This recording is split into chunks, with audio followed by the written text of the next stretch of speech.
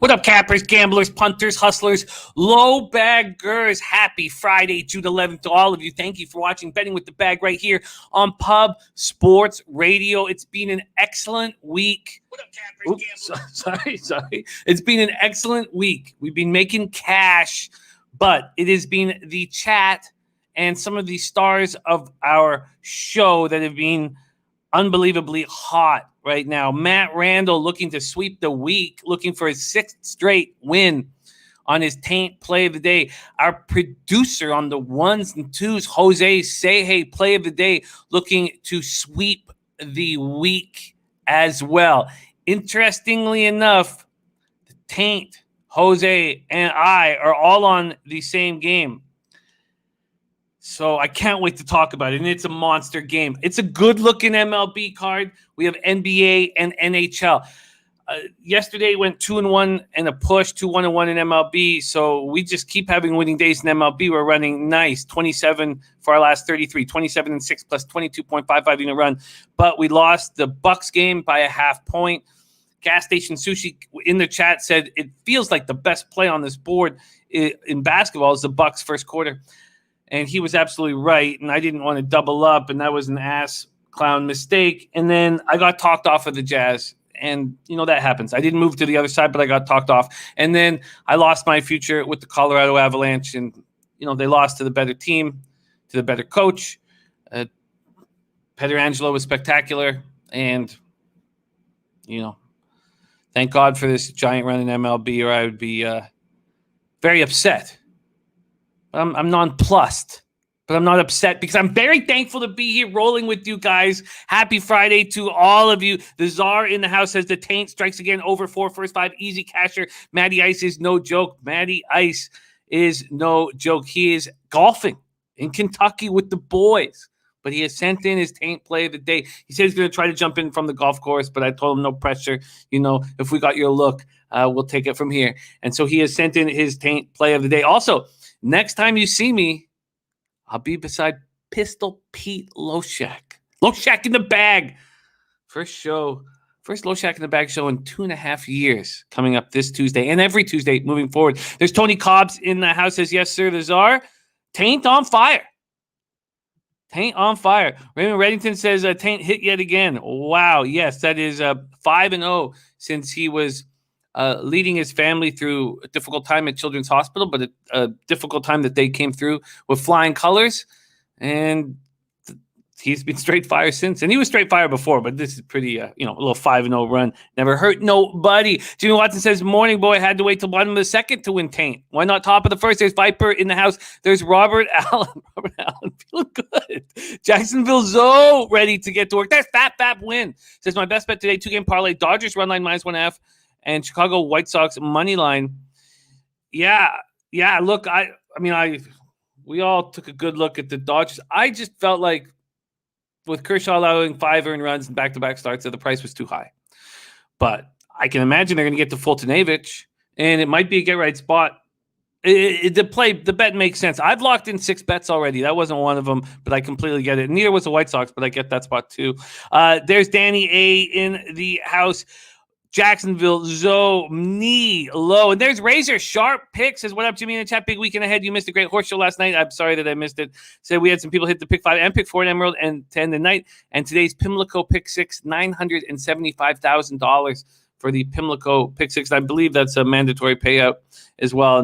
Just under $1 million. So it'll get up over $1 million. There's Maxwell Smart. I hope you guys are following his cupcake plays of the day because they keep hitting at an alarming rate. And he cashed again with his boy Jose Altuve yesterday. Our man Maxie just rolling. There's DC ready to get Ostino Liggett. We haven't seen enough of Ostino Liggett. Michael Knuckles back to business here. Slatsy says 3-0 last night. Vegas Habs Monday. Bet Habs +1.5 -125. Taint on a sweet roll. So many cappers running hot. Let's keep it going. Yeah, it feels very good. We're working together. It's everything that Pete and I dreamt of here. Everything. And when I was showing him yesterday some of the things that Jose has done for us, and he was like, "This is what I've always wanted. This is what he's always wanted. Is all the things that Jose is doing for the show right now." So we're really excited. Dennis Garcia says French Open Euro Cup Million Sports Derby winner runs tomorrow. Yeah, Mandaloon. Mandaloon runs tomorrow. Yeah. It's just here, straight here in Derby winner, but I get it. John is all right, Charlie. No. Okay, there's Red Girl. We have not seen enough of Red Girl. Red Girl, great to see you. I hope you can be around when we have Lodals back in business. That's every Tuesday moving forward. Red Girl, spectacular capper. Red Girl in the house. John Garcia, Peanut. Willie Vegas says, are you doing a pick for Belmont today? Would love to see your looks. I'm not, Willie. I'm taking the family up north as soon as the show's over for the weekend. So this is a little trip, and then it's going to be all hard work moving forward. And Woodbine starts on Saturday.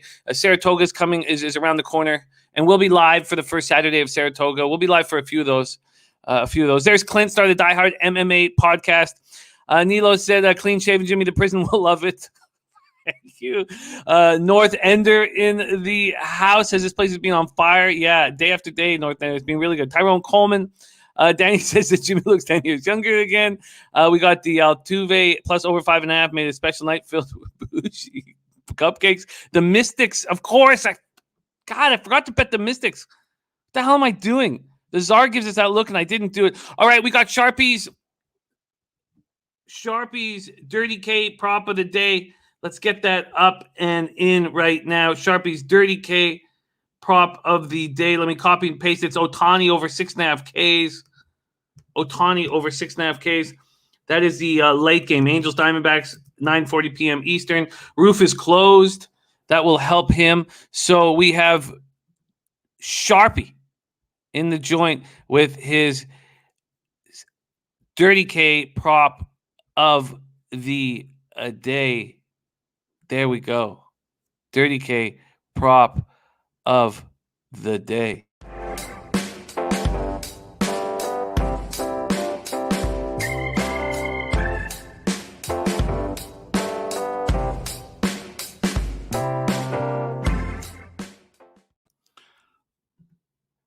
Die Hard MMA says all three on the same game, so Benko Ranchman out the window on this one. I'm excited. I know what Taint is on, and that correlates with one of my bets. He got a better line than I did, but we're both on it, and I don't know what Jose is going to do, so I'm very excited to hear. I'm very excited to hear what he's going to do himself. Okay, Puzzler. Okay, all right, time to get to work. Thank you guys so much for joining us. Clint, you never need to apologize. You pick giant dogs, big dogs, and we don't apologize, you know. You've put a lot of cash in our pockets, and we fight the fight together, and you never need to apologize. You're always accountable for your wins and losses, and you're always transparent and honest, and sorry doesn't need to be part of it. We love you. Sharpie says, still losing my pick four in the last race. Man, don't worry. You know, the closer you get to all of these pick fours and pick fives, it means you're going to cash huge ones. And I know we're going to catch huge ones on that show on Wednesday and Thursday night. Mike Mackle says Gambling Jesus, a.k.a. Pistol Pete. Okay, we got a lot of work to do.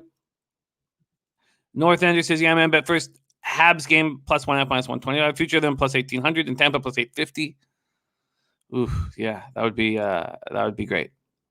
Let's see. Glen Elliott, man, Habs to win Cup 100 at plus 1,200. Yeah, I was surprised. I mean, they're screaming for Habs money. There's no doubt about that. And there's no value at this point fading them. I mean, can you imagine that the Knights are plus 120 to win the Cup right now? It's John Garcia says, in your eyes, who do you feel wins the Stanley Cup? In my eyes, I think, in all honesty, I think the Lightning win in 7 over the Knights. But the Knights can beat the Lightning. And I switched. That was after thinking about it all night and looking at it and trying to see if I could, because I send my futures in not when they lose, but at the end of the season. So I was thinking, like, do I try to save this? And I decided no, there's no value in it. And I don't want to, there's no value betting on the Knights right now at all. And I don't want to take the Lightning. just because the Knights are so strong. Clint says, I have 15-1 on the Islanders to win the Cup and 18-1 on the Habs. How do I lock up a profit? Both have real tough competition and may not survive this round. It's tough. It's tough, and there's nothing you can do really. You can cover your bet if you want, because it's. I would do nothing. I would do nothing right now. What I would do is I would hope that the Islanders or the Habs win Game 1. I would hope that either the Islanders or the Habs are ahead at some point in the series. That's the best way to do it. So I would say just wait at this point. That's the tough thing when you're on dogs, is that, what I would have told you, I mean, you could have taken the Hurricanes, you could have taken the Lightning during the Hurricane series because we like the Lightning to take them out, but it'd be riding. It'd be riding. Okay. Michael Evelyn said the changes the Knights made were giant. They became more physical, faster, more aggressive. Yeah. And Bednar got out coached. And Slot says, I like that prediction. Yeah. Penny was all over them. He was all over them. The Knights, and he's richly deserved. Everybody who backed the Knights and everybody who's backed the Habs, just great capping and great work. And, losing is a part of this, and it's tough, but those of you who've been on the Habs and the Knights, it's all richly deserved. Mr. Ghoster's going to be jumping on the show. Yeah, so that's what I would do. Clint. I would wait and just hope that you get if you can get a Game 1 win out of either of them, that'll put you in a situation to hedge. At this point, there's Jared Schrader in the house. Going to start tuning in every day going forward. And I see some of the original Lowbackers still in the chat. Absolutely. Spenny says Fleury's lights out. He absolutely is. He's just spectacular. He's been so good, and I didn't expect him to be this good. All right, let's get to work. I love you guys. Let's get to work right now. And Dennis Garcia says Colorado trash. Okay, let's get to work. And we're running hot. Yesterday was just a 2-in-1 day plus 0.85 units, but we haven't had a losing. Actually, we did have one even day where we lost a little bit of juice. That wasn't this week. But on this run that we've been on, 27 wins, 6 losses, up 22.55 units. We haven't had a day where we lost more games than we won. Yesterday, we went 2-1. We cashed with Milwaukee, Cincinnati, first 5 under 4.5. We lost with the Mariners. We talked about looking at the market in that spot. I said when and people were like, what bets are you on? I was like, I've made a mistake here. The market's telling me I've made a mistake. Seattle, Detroit over 9 was an easy casher, and New York, Minnesota, first 5 over 6 was a push, and 4 runs in the first inning. You think you're in business? No, sirree. Let's get to work right now. Right now. WTF, thank you for the very kind words. That is what Razor is saying. Okay. Let's go. Slat says, such great advice on the hedge budget. Thank you, Slats.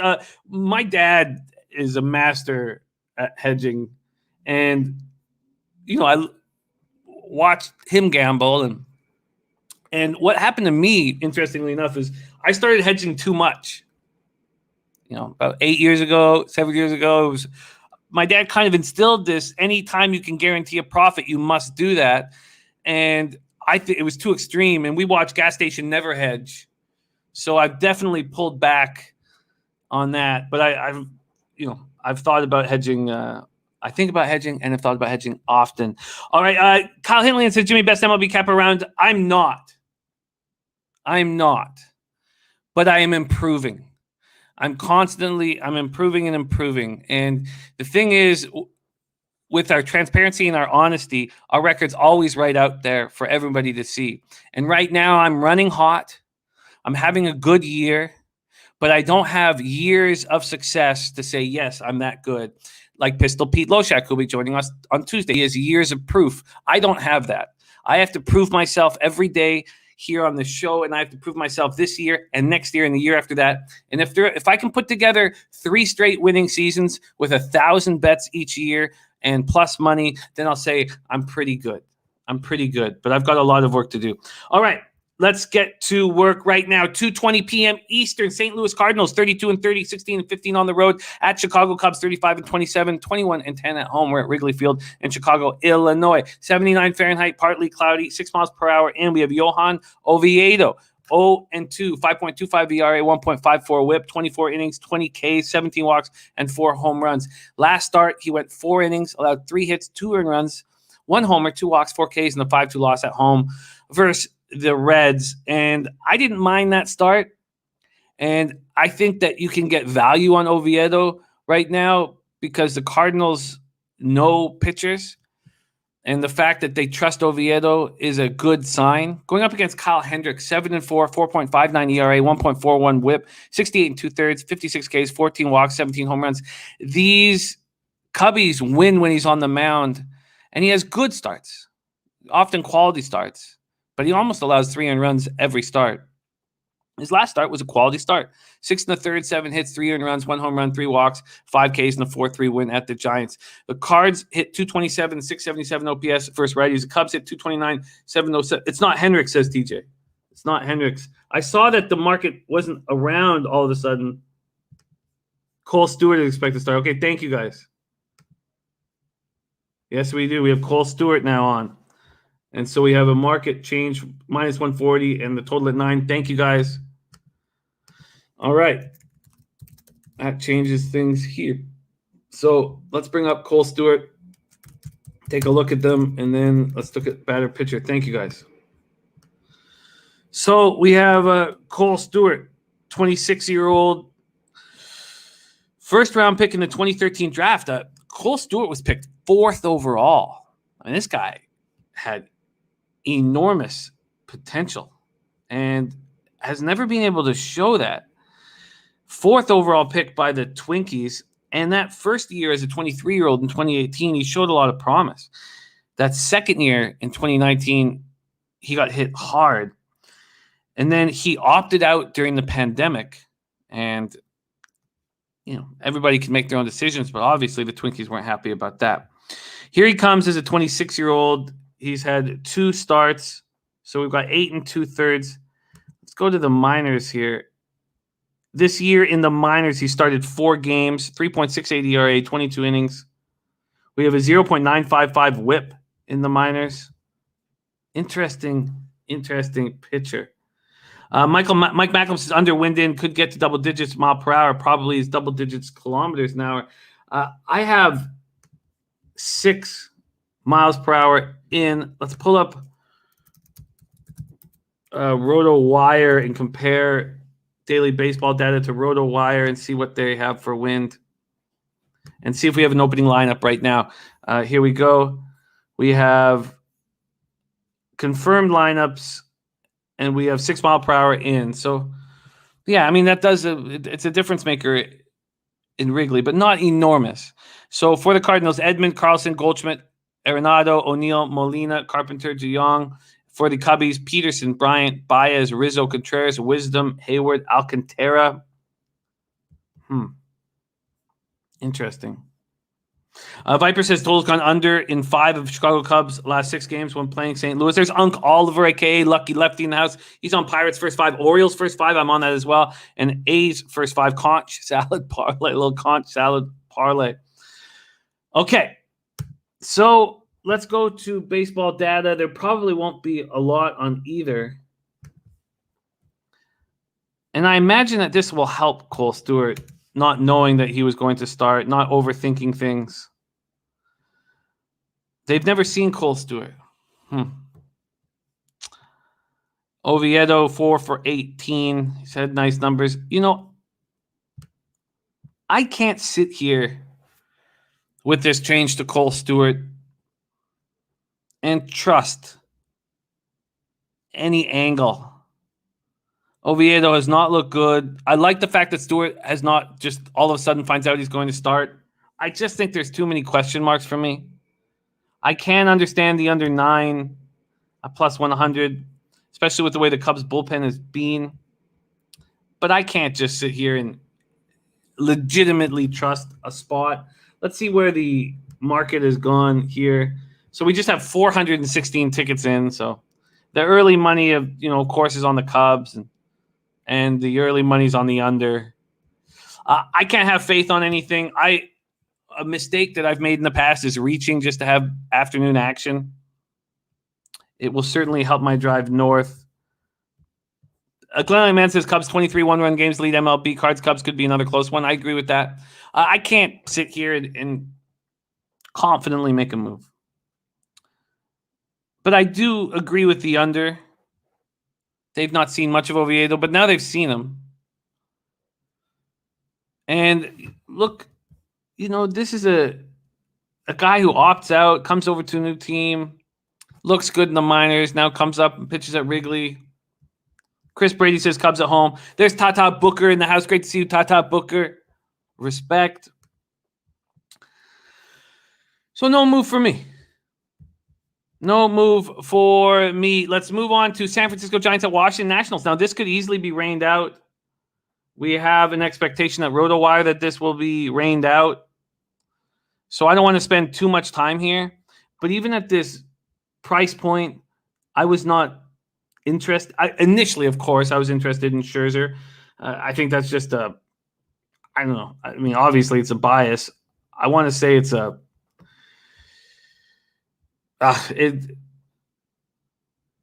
he's not the same pitcher that we remember.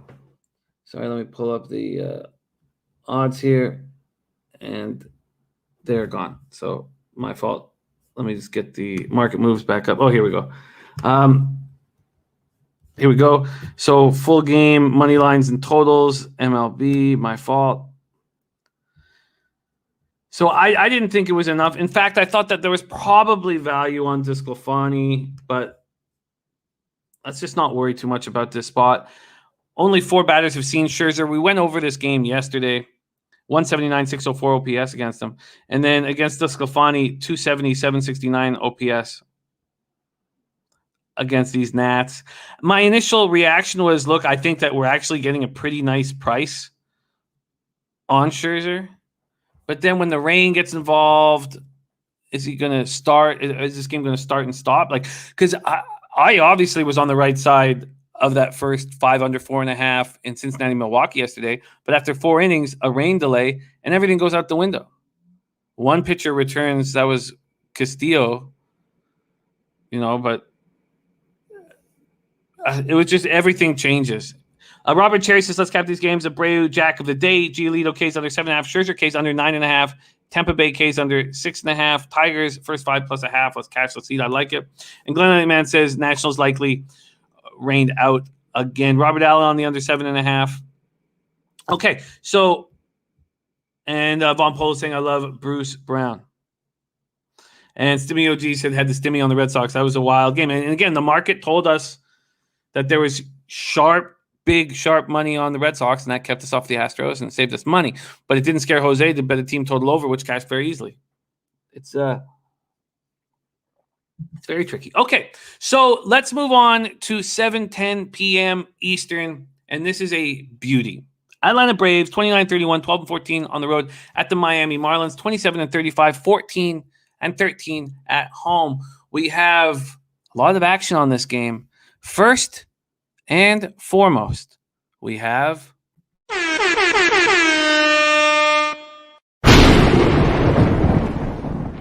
the taint play of the day, and I'm also on it.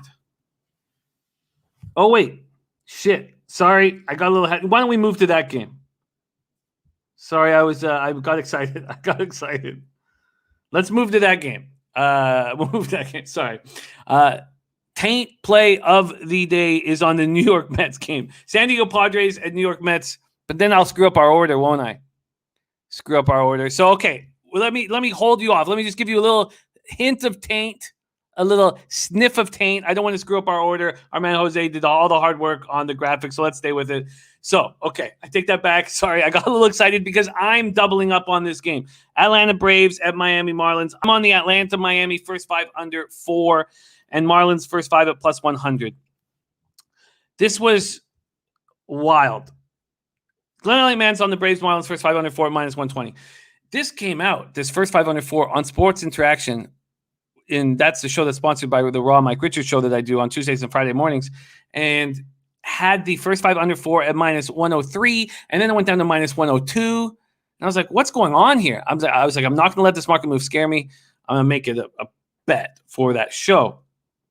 Here, And then my man TJ was dealing with the same thing. TJ was like, look, all my books are 3.5. One of my books is at 4 minus 125. I'm waiting to decide whether I should take it at 4 minus 125. Bet 365 opens it at first 5 under 4 at minus 125. So I wait to see, maybe can I get a minus 120? Maybe I can get a minus 115. I can't, and I just moved on it. Chris Brady says, what about Atlanta minus 1.5 at plus 140? We will talk about that. And Glenn Man says, Braves Morton's won last 3 starts. Look, Morton's been much better. But it's not that good. And he was much better. And look, he just faced the Dodgers lineup. It's very tough. He went 4 hits. He allowed 4 runs. 2 were earned in 5 innings. 1 walk, 5 K, 6-4 win at home versus the Dodgers. These Marlins hit him. And I'm not going to let that affect me. They're hitting 326, 904 OPS against them. It's not a huge sample size, 14 for 43 with 3 jacks. Dickerson's gone yard twice. Chisholm's gone yard once. But I think he's going to have an improved start. But it's without doubt, for me, Alcantara, whom I trust immensely and trust more. And he gets this very dangerous lineup out. They're hitting just 173 with a 629 OPS against them. Ronald Acuna Jr., 1 for 10 with a triple. Freddie Freeman, 2 for 11 with a double. Ozzie Albies, 3 for 12 with a double. That's really, really impressive. So I moved on the first 5 under 4 at minus 125, a ton of juice, I know. And the Marlins first 5 at plus 100. And there is the Czar. God, Czar, I messed up. I can't believe I was so caught up in that Avs game. Look at that, 5,400 profit for the Czar. Great work. Unbelievably great work. Congratulations. Great work. Okay, so Alcantara, 3-5, 3.30 ERA, 1.06 whip, 79 innings, 74 Ks, 22 walks, 8 home runs. In his last start, he was awesome. And he's been great on start after start right now. 8 innings, 6 hits, 1 run, 0 earned runs, 0 home runs, 2 walks, 6 Ks, and a 3-1 win at the Pirates. It was that start. His last poor start was against the Jays, and the Jays are just locked in right now. Braves versus righties, 233, 746 OPS. That number's actually going down, both of them. Marlins versus righties, 238, 684 OPS. We take the first 5 and focus on the first 5 only. Now, you have every right to think, well, the Braves bullpen at 4.86 ERA, 1.42 whip is so weak that maybe it's better for a full game. But their offense scares me. And I want to cut the game down. I know Alcantara can get these guys out, even though the Marlins bullpen 3.84 ERA, 1.19 whip is very strong.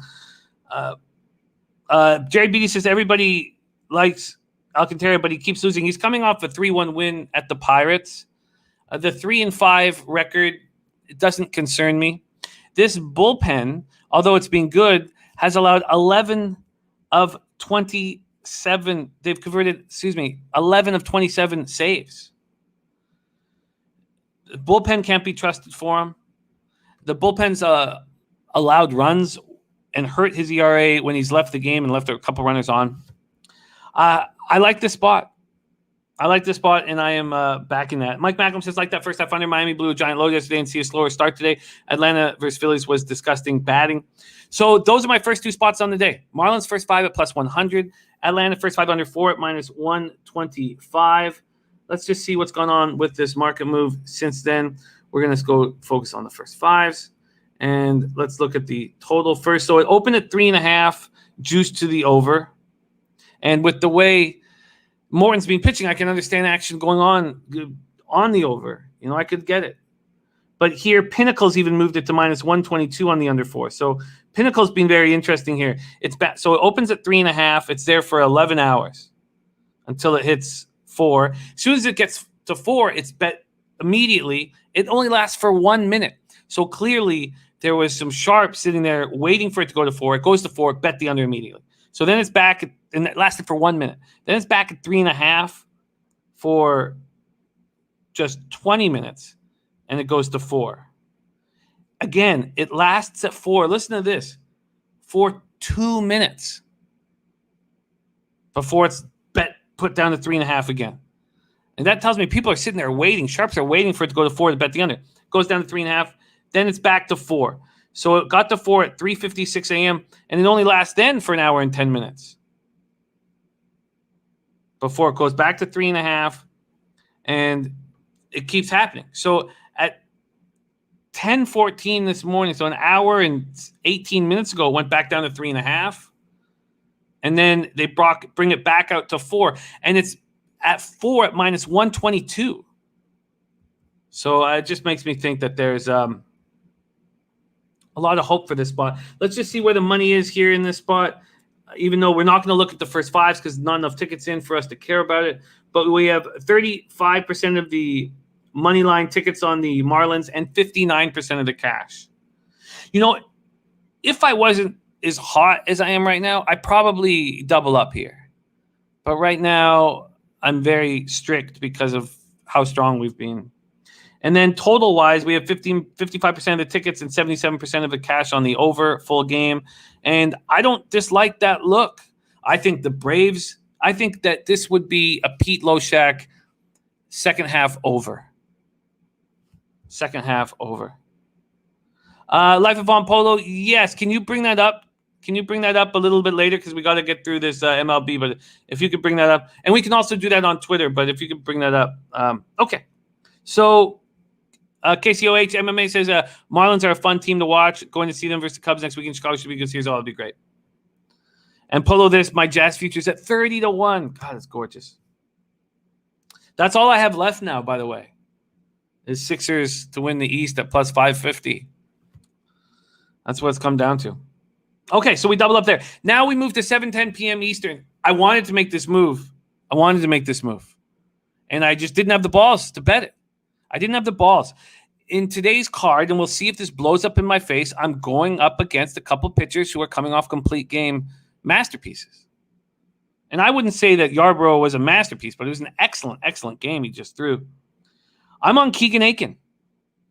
When I watched Keegan Aiken shut down the White Sox, now I know the White Sox aren't hitting lefties the way we remember them, but I was very impressed. And this Rays team hasn't seen Keegan Aiken. And I didn't trust. I was like, I was scared. I couldn't pull the trigger until I saw a giant market move on the Orioles. And I was like, of course it is. Why do I not have the balls? Why do I not start trusting myself here? And I now on the Orioles first 5 at plus 125. And I'd like to think that's where Bet365 opened it. I can't find their opener right now at first, but I expect that that's what they opened it at. But this was a big move. Oh, by the way, we'll just look at this market move for the Marlins because I got them at plus 100. Can you get better now? No. That's why it's plus 100. Okay. So let's look at the Orioles money line first 5. Baltimore opens up. Let's go to Bookmaker. Why don't we use Bookmaker? So, and this was the move I saw at Bookmaker. So Bookmaker opened it up at plus 144 for the Orioles.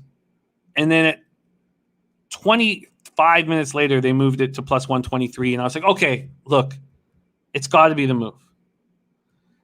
Robert Lance Loshak coming to us from the dark streets of Brooklyn. He's been living under a bench in the park in the middle of the city. He has a whole bunch of pictures. He found his way back here with us. Yeah, Chad Kennedy went 8 last out. Okay.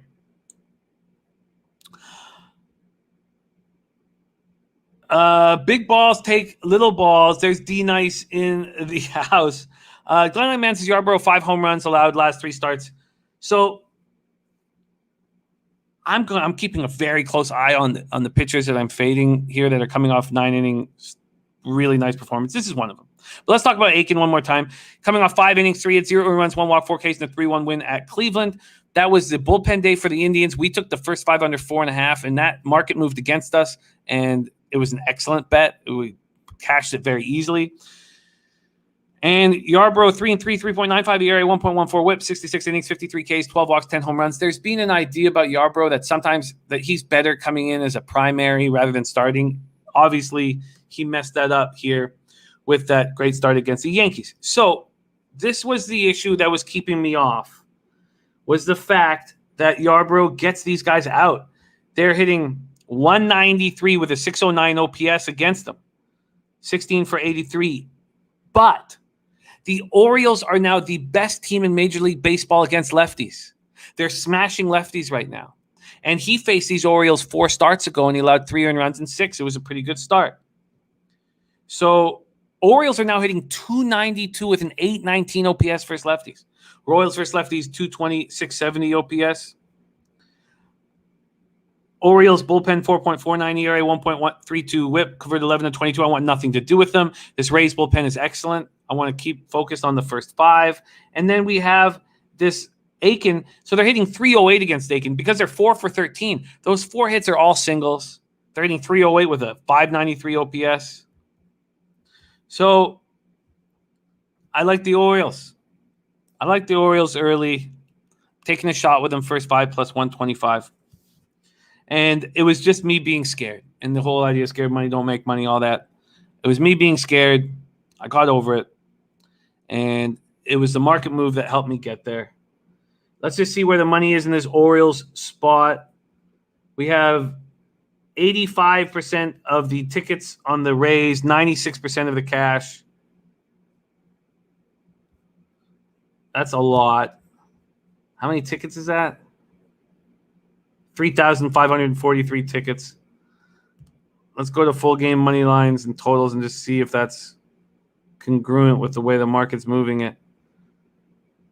Yeah, it makes sense. 21-cent move towards the Orioles. That makes sense. And I didn't bet it last night because I saw this clear move towards the Orioles. And then 69% of the tickets on the over, 72% of the cash on the over. Makes me think that maybe I'm not the only one who thinks that Yarbrough could get touched. There's gas station sushi in the house. D-Nice says take Leon Edwards, knocking out Nate Diaz. And Padres said Orioles are also kind of scrappy, bunting for base hits and whatnot. Jerry B says it's not an over spot in Tampa.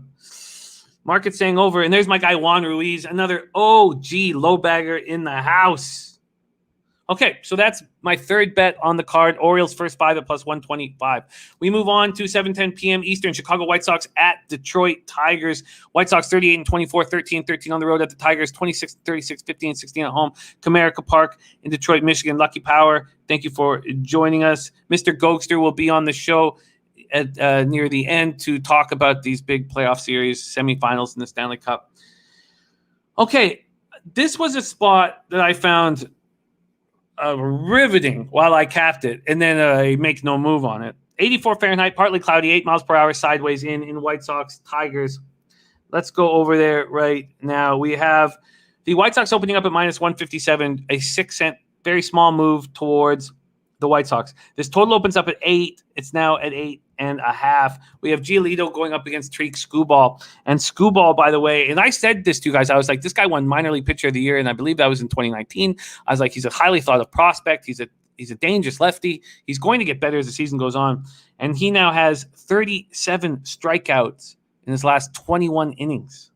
Last 4 starts, 37 Ks in 21 innings. Now, both these pitchers just faced the opposition. They just went up against each other. So in that game, the Tigers won 4-3. And the Tigers got 4 runs off of Giolito. And Skubal looked great. 5 innings, 4 hits, 1 earned run, 3 walks, 11 Ks in 5 innings. And the White Sox are doing less against lefties. And the righties are hitting 228, 680 for the Tigers. The Tigers bullpen is not very good. 5.180 or 1.50 whip. Maybe that's a nice way of they're bad. And having these pitchers just seeing the opposition, I imagine Giolito has more tricks. And that was my first thinking. I imagine Giolito has more tricks, but I don't know if I could make a move on it. Let's just go to baseball data here. I don't want to fade Skubal. You know, this guy can throw. He's a very highly thought of prospect. They're hitting 381 with a 1.036 OPS against them. And he just pitched well against them last start. It's because he got destroyed by them earlier in the year. And Giolito, they're hitting 255, 775 OPS. Giolito hasn't been lights out. Desire says Giolito looks hittable. And Rick the Ruler says Sox historically own the Tigers. So, Desire says I watched that game and he just aims his pitches, Giolito. So there's no move for me here. Let's see where the money is. I would love to have the balls to back Skubal We have 23% of the tickets on the Tigers and 43% of the cash. The Czar says since the Tigers got Haas, they're a different team. Michael Knuckles says the White Sox have been killing me recently. I'm absolutely off this game. And sadly, I'm off it too. Okay, we move on to 7:10 p.m. Eastern. Colorado Rockies at Cincinnati Reds. The next game, a big game. Padres Mets is both the Taint play of the day, Say Hey Jose play of the day, and I've made 2 bets on it. 7:10 p.m. Eastern. Colorado Rockies 25-38, just 5-24 on the road at Cincinnati Reds. 29-31, 13-16 at home. We're at Great American Ballpark in Cincinnati, Ohio. 82 Fahrenheit. Possible light rain, 6 miles per hour, sideways out. We have this total opening up at 9.5. It's moved down to 9. Molly and the Reds open up at minus 215. They're now at minus 198. So a move towards Freeland and the Rockies. Gas Station says, I hate Giolito's pitching mechanics. Throws like a catcher. Hard to watch. Puzzler says, I'll probably take Detroit. Glenn Man leaning Tigers plus 1.5 to hang in there. Okay. And then I still really believe that they're not a big enough dog to take that plus 1.5. I still truly believe we never turn a dog into a favorite, ever. But, you know that, Glenn, man, we've worked together for a long time, and I just saying that for some of the new cappers rolling with us. Kyle Freeland, 0-1, 6.23 ERA, 2.08 whip, 13 innings, 7 Ks, 8 walks, 2 home runs. In his last start, he went 5 innings, allowed 10 hits, 5 earned runs, 2 home runs, 1 walk, 1 K, and a 6-3 loss at home to the A's. And the A's are smashing lefties right now. Tyler Mahle, 5-2, 3.32 ERA, 1.12 whip, 62 1/3, 72 Ks, 20 walks, 7 home runs. In his last start, 7 innings, 5 hits, 2 earned runs, 0 home runs, 1 walk, 8 Ks, and a 5-2 win at the Cardinals. It was an impressive start. Let's see. The Czar says should be the Reds here, but Penn sucks. So first 5 only if you play it. I agree with you, Gas Station. About Giolito. Matt S. says Mahle's not a minus 200 pitcher. Plus the Reds bullpen blows, and the Reds always find a way to mess it up. You're absolutely right, Matt S. You're absolutely right. And that's why, clearly there's been some sharp action, I'm guessing, but we'll pull out exactly where the money is. I hear you, Glenn Elliott, man. And look, Glenn Elliott, man, it's that, you've capped with us for a long time, and everybody has different set of rules that work for them, and trust yourself. You're making money. Trust your gut. Trust the way you see things. And when other cappers have just a different idea of how to handle things, it's, trust yourself, and you're a great capper. Okay, so Rockies versus righties, 230, 663 OPS. Reds versus lefties, 219, 667 OPS. So both of these clubs smashed the other way, right? Rockies smashed lefties. There's a righty on the mound. Reds smashed righties. There's a lefty on the mound. Tony Cobb says Tyler Mahle plus 543 first 5. Wow. Making money in the first 5. Okay. So let's take a look and see where the cash is here in Rockies, Reds. And, I didn't look up baseball data. Let's grab that here quickly. Where is it? What the hell did I do with the baseball data? Oh, there we go. Okay. Baseball data here against Freeland, 267, 720 OPS, so 8 for 30. And against Mahle, 333 with an 888 OPS. So they're 20 for 60.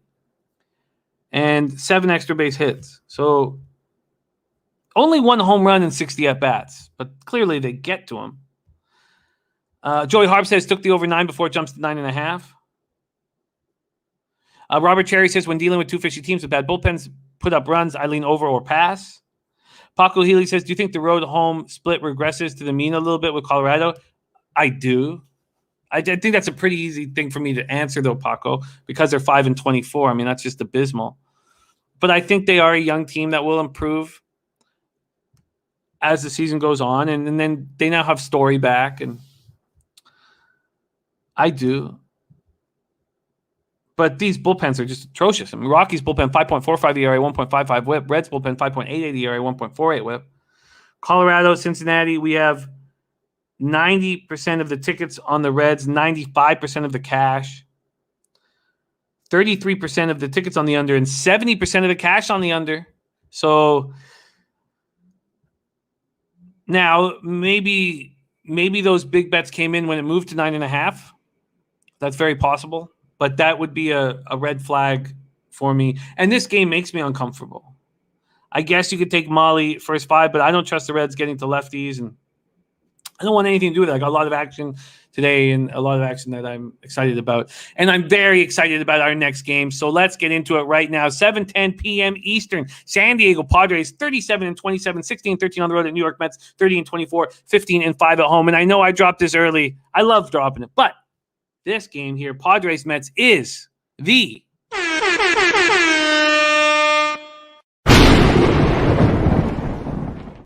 taint play of the day. Our man, Matt Randall, is golfing with buddies in Kentucky. Yucky right now. And I said, don't worry. He said he's tried to make it. I was like, don't worry. I will share it. And I'm on this bet. And when I love it when it correlates. And I think we're getting an excellent price going up against Blake Snell, who just shut down this team, who's not had a good season. Can he shut them down again? We'll see. Matt Randall, taint play today is the Mets' first 5 minus a half. He got it at minus 105. Now, I'm Bet365 drops their first 5s late. And, I have to deal with it, and it sucks. The first 5 minus half was minus 120 for me. But I'm on it as well. I think this is a great price. Both Snell and DeGrom just saw the opposition. And whom do you trust? Trust Jake.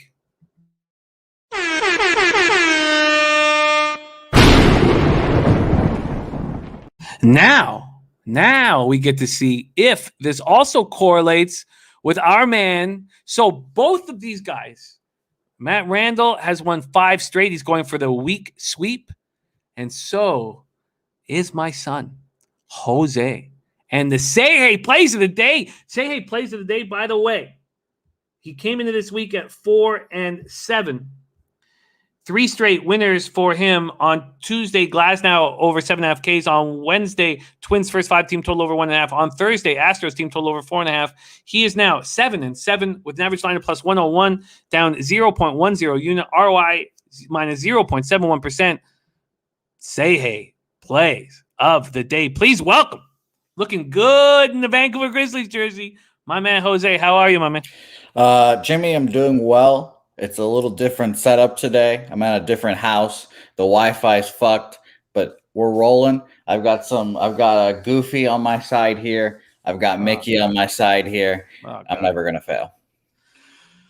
I'm happy those stuffed animals give you confidence, like the toddler you sometimes can be. You're also capping at a very high level. You're using the spin rates to your advantage. No Disney talk in the capping. You're capping like a veteran, even though you're beside stuffed animals like a boy. And I look like one. Also, Jimmy, we talked about this yesterday after the show. Everyone was giving you Jimmy, shave your playoff beard. Jimmy, blah, blah, blah.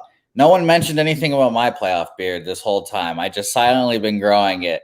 And it's really hurt my feelings that no one's mentioned it. So, yeah, and no one's going to mention it. Jose, what we want to know is how you're going to keep this winning streak alive and how you are going to possibly sweep your first week.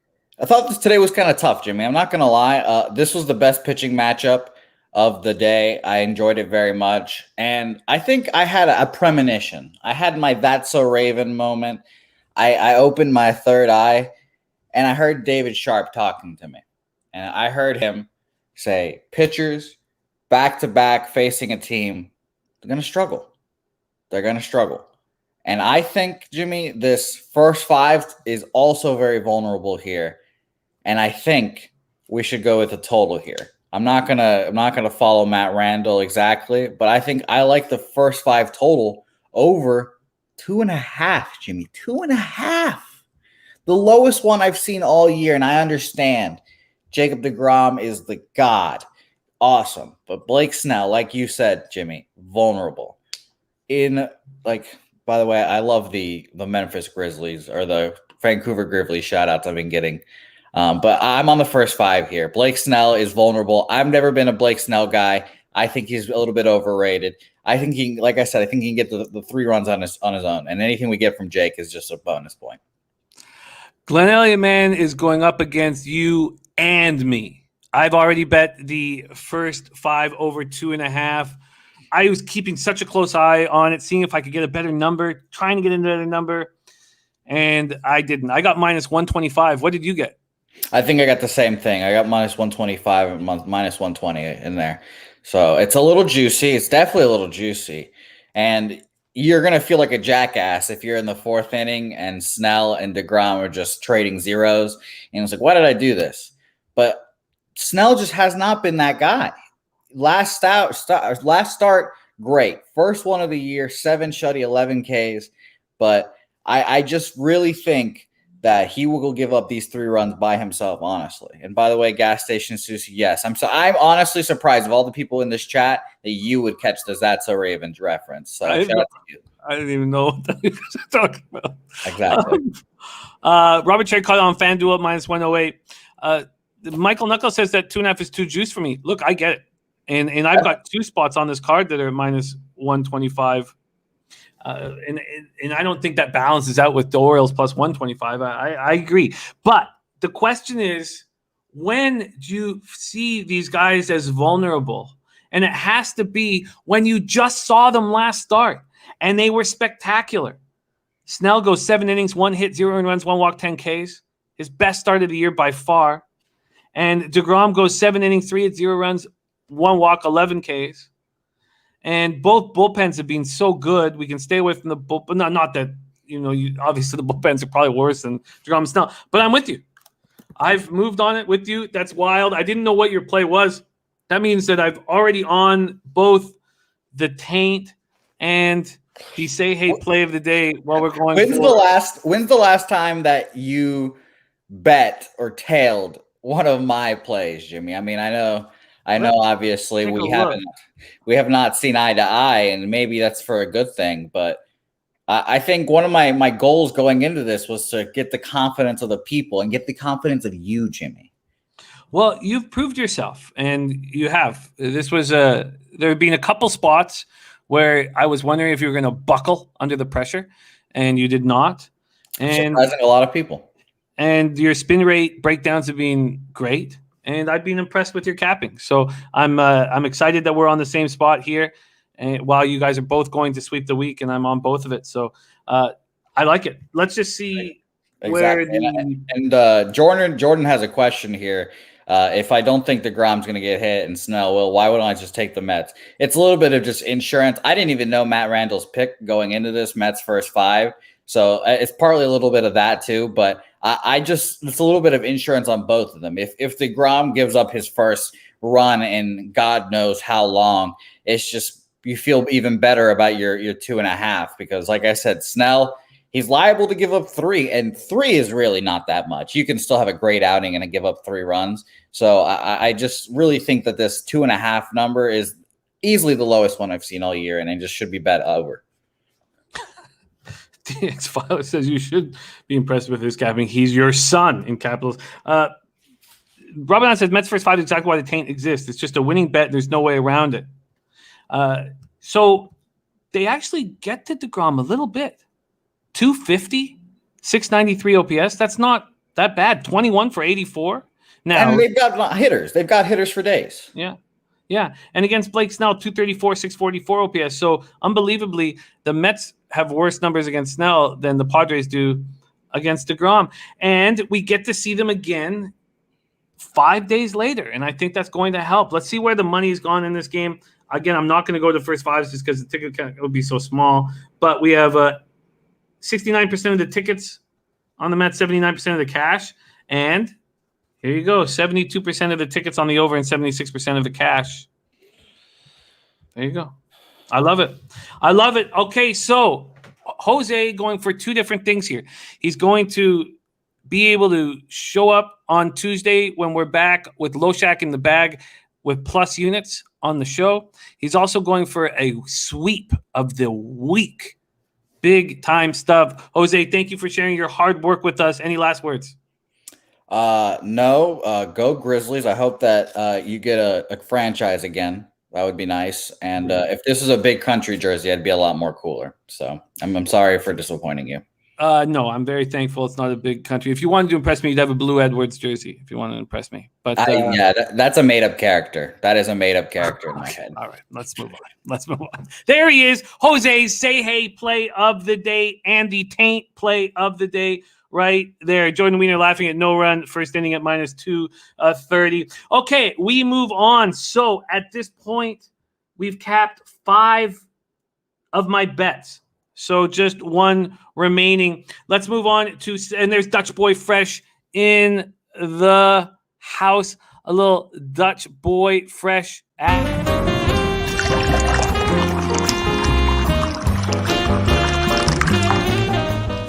Got the stars coming out, man. Okay, we move on to Seattle Mariners, 31-33, 14-19 on the road at Cleveland Indians, 32-27, 14-12 at home. Progressive Field in Cleveland, Ohio, 77 Fahrenheit, partly cloudy, 8 miles per hour in. This was a very interesting game that I've been staring at for 18 hours.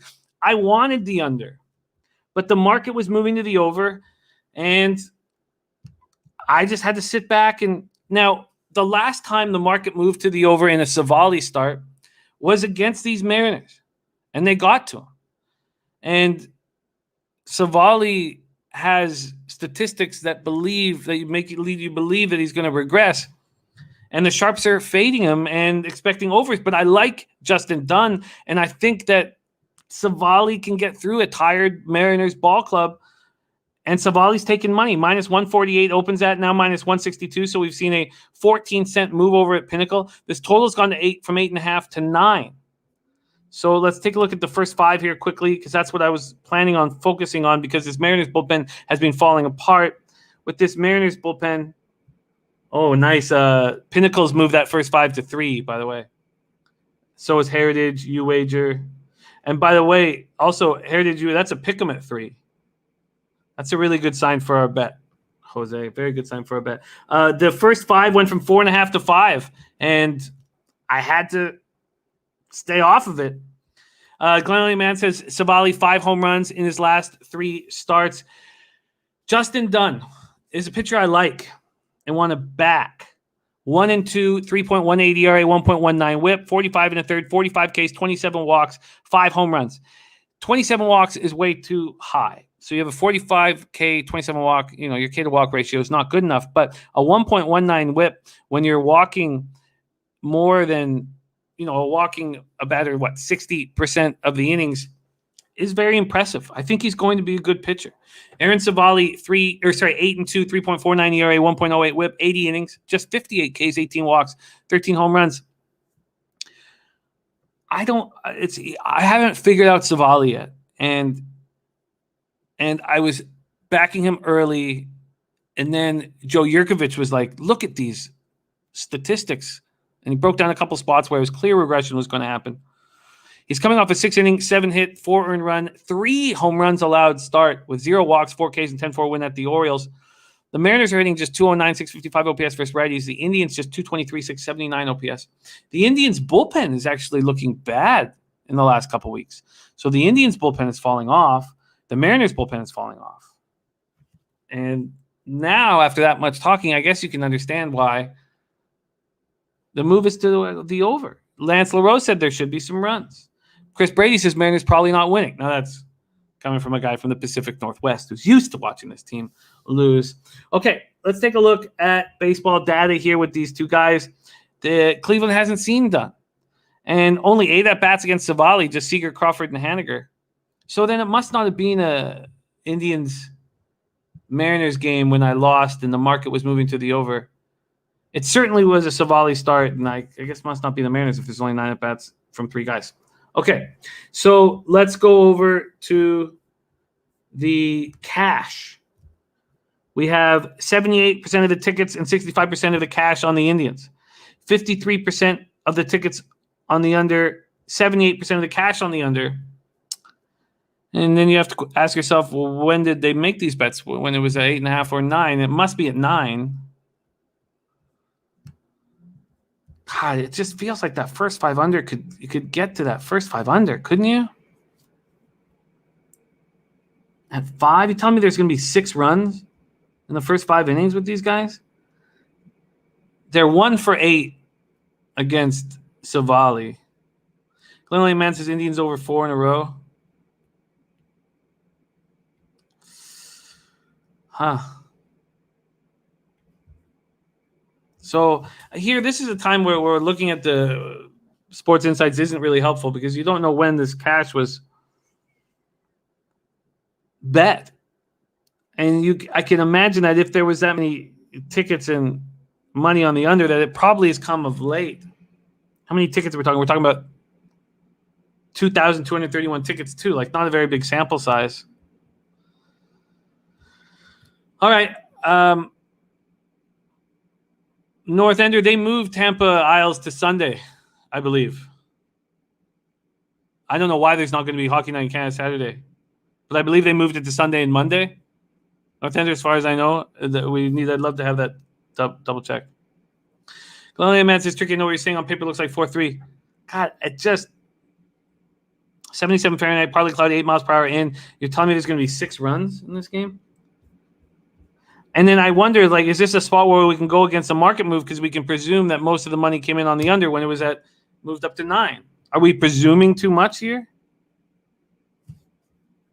So Michael Knuckles says Mariners tied for 5th in strikeouts. I'm taking Savali strikeout prop at plus money over 5.5 looks good.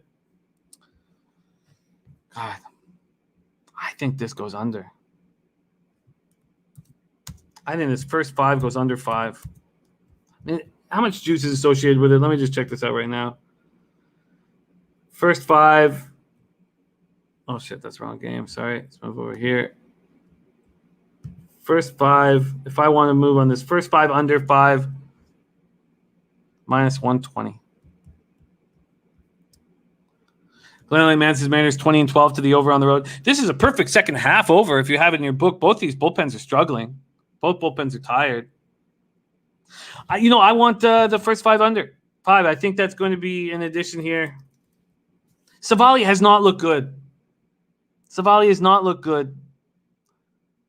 Let me just quickly take. I know, God, we're taking too long here.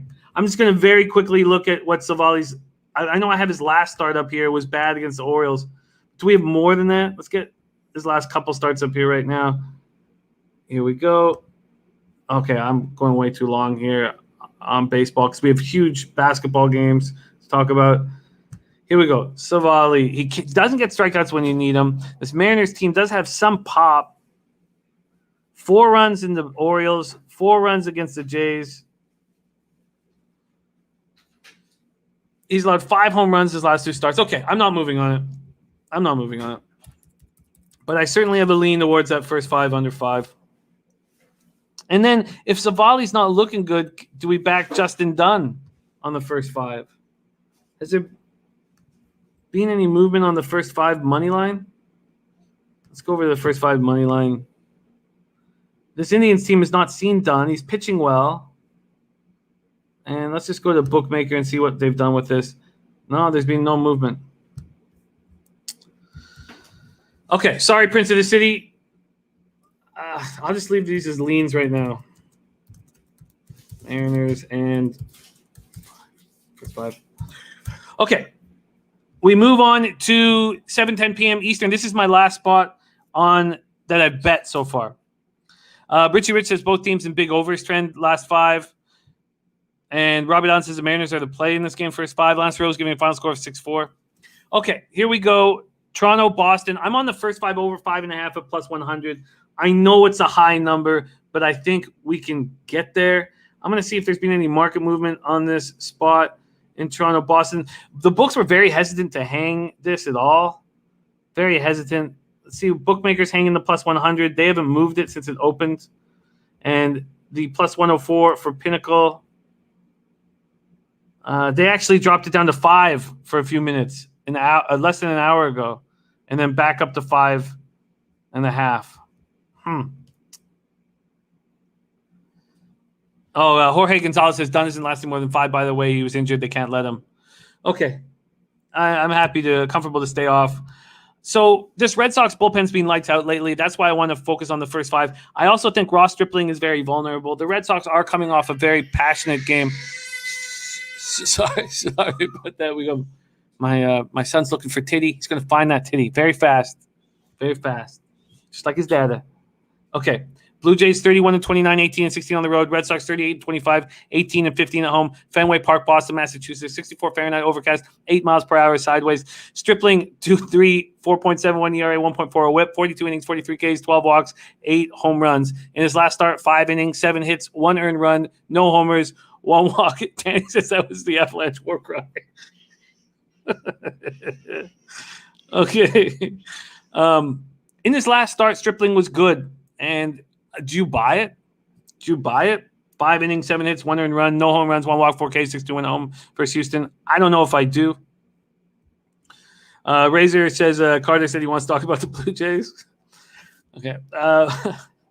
Going up against Garrett Richards. Garrett Richards is someone that Gas Station was fading with success earlier in the year. He's pitching much better. Pub Sports Radio from our man Jose says, Jimmy, the Red Sox bullpen's being wore out like a sock under my bed. The Astros are assholes. Yes, but look, 3.53 ERA, 1.36 WHIP, 20 of 29 converted save opportunities. I thought they were done. I thought they were falling apart, and they've stepped up. And the Blue Jays bullpen has been poor.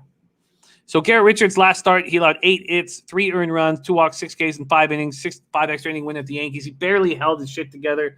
Let's go to baseball data. I'm concerned about this bet.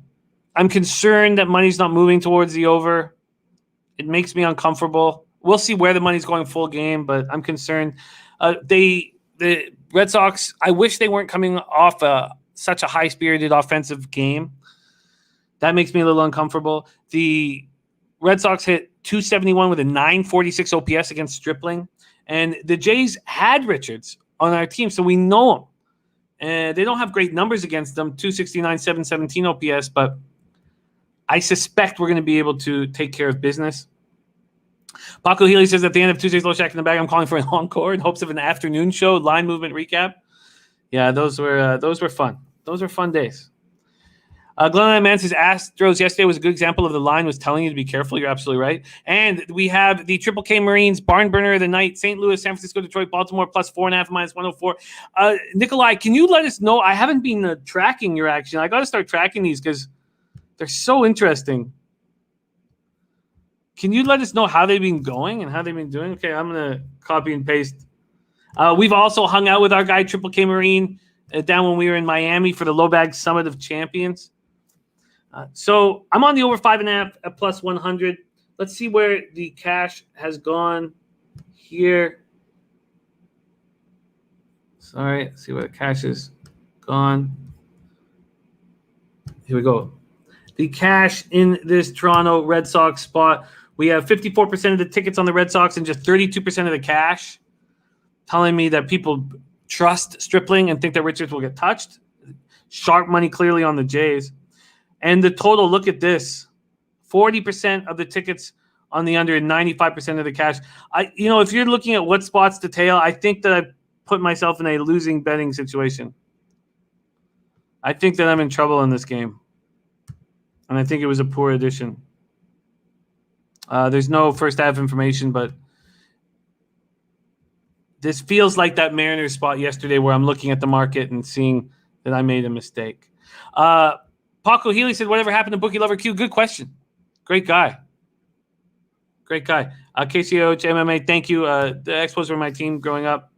Okay. Jorge Gonzalez says there's a coin flip in every direction. Stripling coming off 3 strong starts. Boston hitting like a train lately. Very similar RBIs versus each other's pitchers. Way too even. Yeah, I think especially with the Red Sox coming off such a spirited game last night, I'm a little concerned. Let's move on to 8:10 p.m. Eastern. Now, this is a train wreck. Oh, I know Prince of the City. I'm going to be down there as soon as I possibly can. Got to get the AC in the summer. Oh, God, I'd like to be in Atlantic City right now. Okay, Astros 35-27, 15-14 on the road at the Minnesota Twins, 25-37, 13-19 at home. We're at Target Field in Minneapolis, Minnesota, 80 Fahrenheit, mostly cloudy, 10 miles per hour out to right center. Jose Urquidy, 4-3, 3.76 ERA, 1.07 WHIP, 55 innings, 47 Ks, 10 walks, 8 home runs. In his last start, he got touched for the first time all year.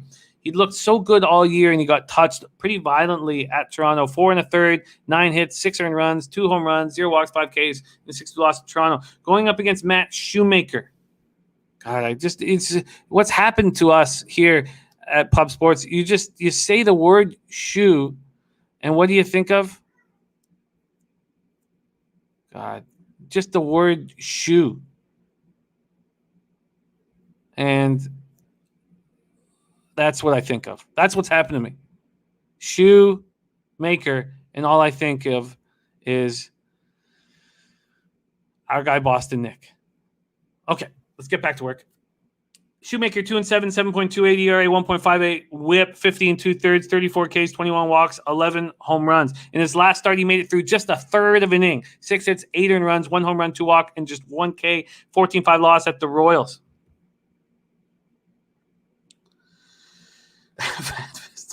Nicky Hedges. Astros bullpen has been bad. 4.39 ERA, 1.35 WHIP, and the Twins bullpen's been bad all year. 4.58 ERA, 1.37 WHIP. The Astros are smashing everybody. Righties, lefties, it doesn't matter. Against righties, 260, 758 OPS. Twins versus righties, 239, 735 OPS. Then we see that the Twins haven't seen Urquidy. Only Andrelton Simmons has, but he's 3 for 6 against them. And then Shoemaker, they're 274, 889 OPS. So let's see exactly what's going on with the odds here. We have 82% of money line action of the tickets, 82% of the tickets on Houston, and 67% of the cash. And then here's the wild spot here, 54% of the tickets on the under and 66% of the cash on the under. So what has the movement been on this total? The first 5's been at 6, sitting at 6. There's been a 1 cent move to the under. And then full game, you have it sitting at 10.5 with a 3 cent move to the under. Very tricky. Pub Sports Radio, this is from our man Jose. He says Urquidy spin rates were actually up last start too, so I don't have that many worries on that front. There's Ulysses Hayes. We miss you. Great to see you. Sharpie says Urquidy's on the top 30 list, spin rate on 3 different pitches. He's going to get touched today. Mark my words. Ryu was on that list, and I made late yesterday, and he got rocked. Yeah, TJ, because there was a pitching change, so there was only 400 tickets. There was only 400 tickets here. Let's see what there is now on that Cubs game. Now we have 1,651 tickets, so we have 68% of the tickets on the Cubs and 83% of the cash. We have, very interesting, 41% of the tickets on the under and 82% of the cash. You know, that under does make sense to me. That under makes sense to me. We've seen a market move towards the over. It feels like the books want over money. I think this is an under spot. You know, thank you for bringing that up, TJ.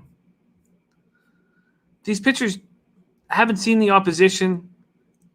We have some 6-mile-per-hour wind coming in. The Cubs bullpen's been so good. I think I'm making an addition on this early game. I think the under 9 is in play.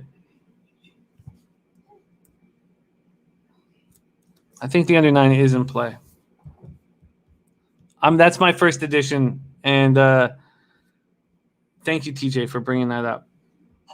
Okay, so then money line here with that Twins, with the Astros twin spot.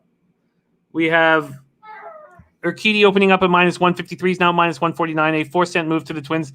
Ton of mixed messages in this game, a ton of question marks. Obviously, the market has an idea that the Astros and Red Sox are tired out after that battle last night, and they could both be that way. There's Nasty Nate in the house. Great to see you, Nasty Nate, my guy. So I'm off of Astros Twinkies.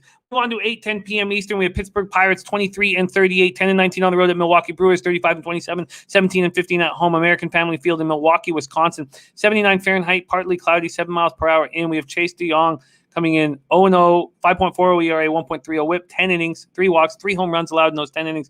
And those 3 home runs all came last start. An 8-7 extra inning win at home versus the Marlins. He went 5 innings, 7 hits, 5 earned runs. Allowed the 3 jacks, got 5 Ks and a walk. He's not to be trusted. But Brandon Woodruff hasn't looked quite as dominant of late. He only made it through 5 innings in a home win against Arizona last start.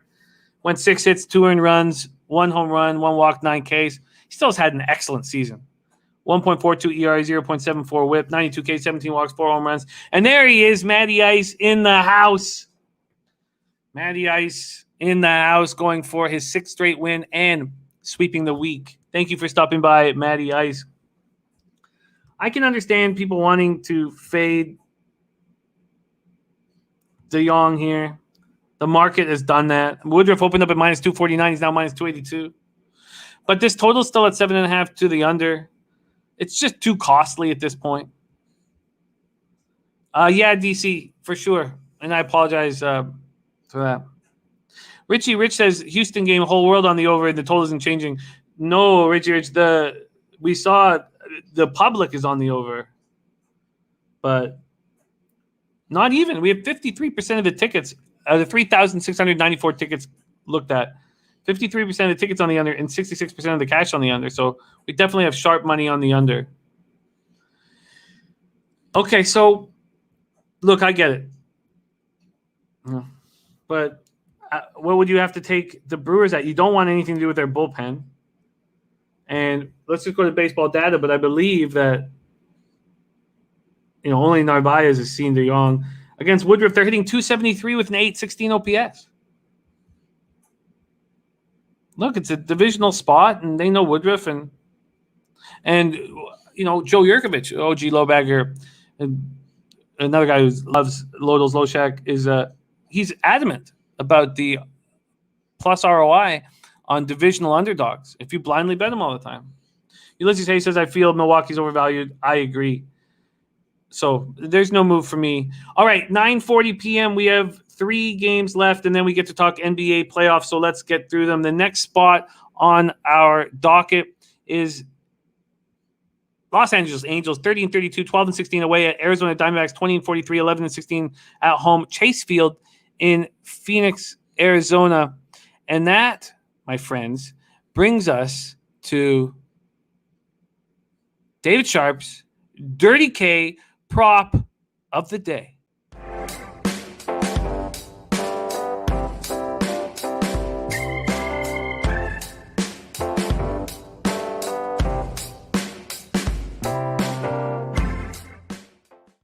Shohei Ohtani over 6.5 strikeouts at minus 105. That is David Sharp's look here. He says he has hit that number in 8 of 10. Ohtani averaging 12.78 Ks per 9 versus an Arizona team. Versus high heat has allowed 9+ Ks a start. Burns DeGrom in the last week.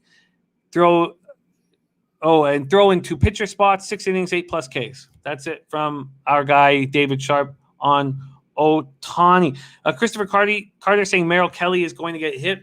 I've been trying to believe in Merrill Kelly, thinking that we'd get some real value off a pitcher who I expect positive regression, and we haven't seen it.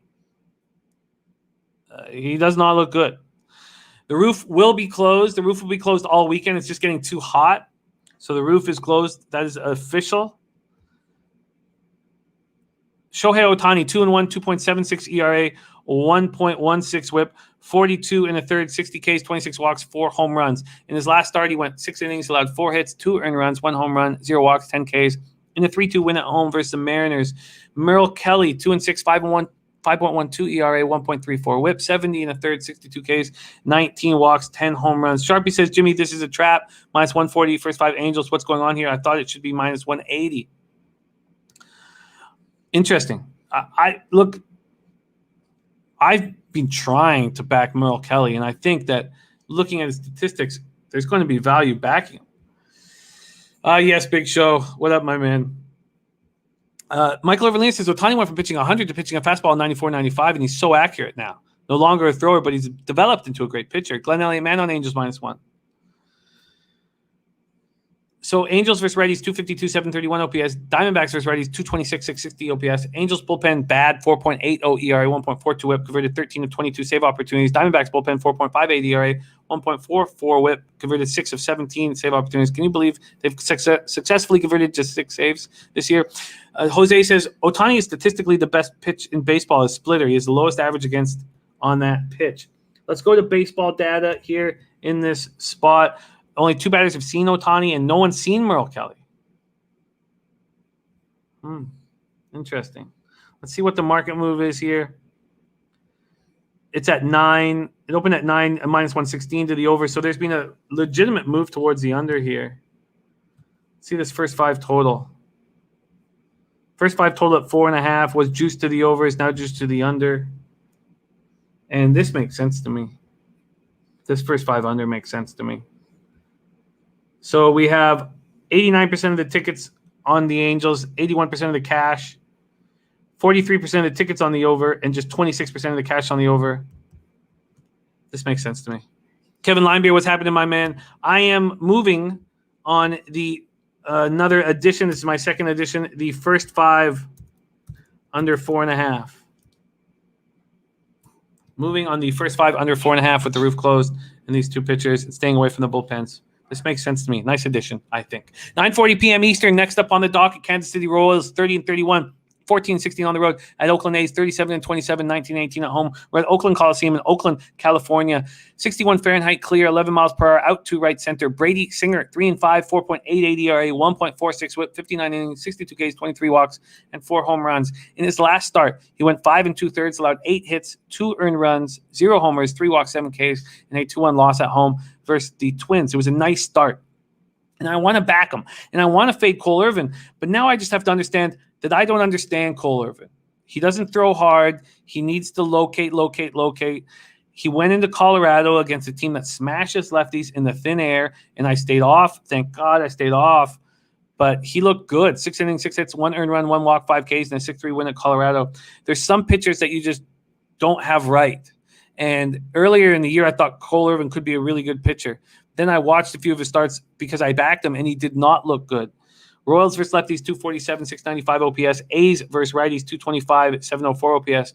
Orioles bullpen, 3.91 ERA, 1.32 whip, converted 14 of 22 save opportunities. A's bullpen, 3.87 ERA, 1.28 whip, converted 16 of 22 save opportunities.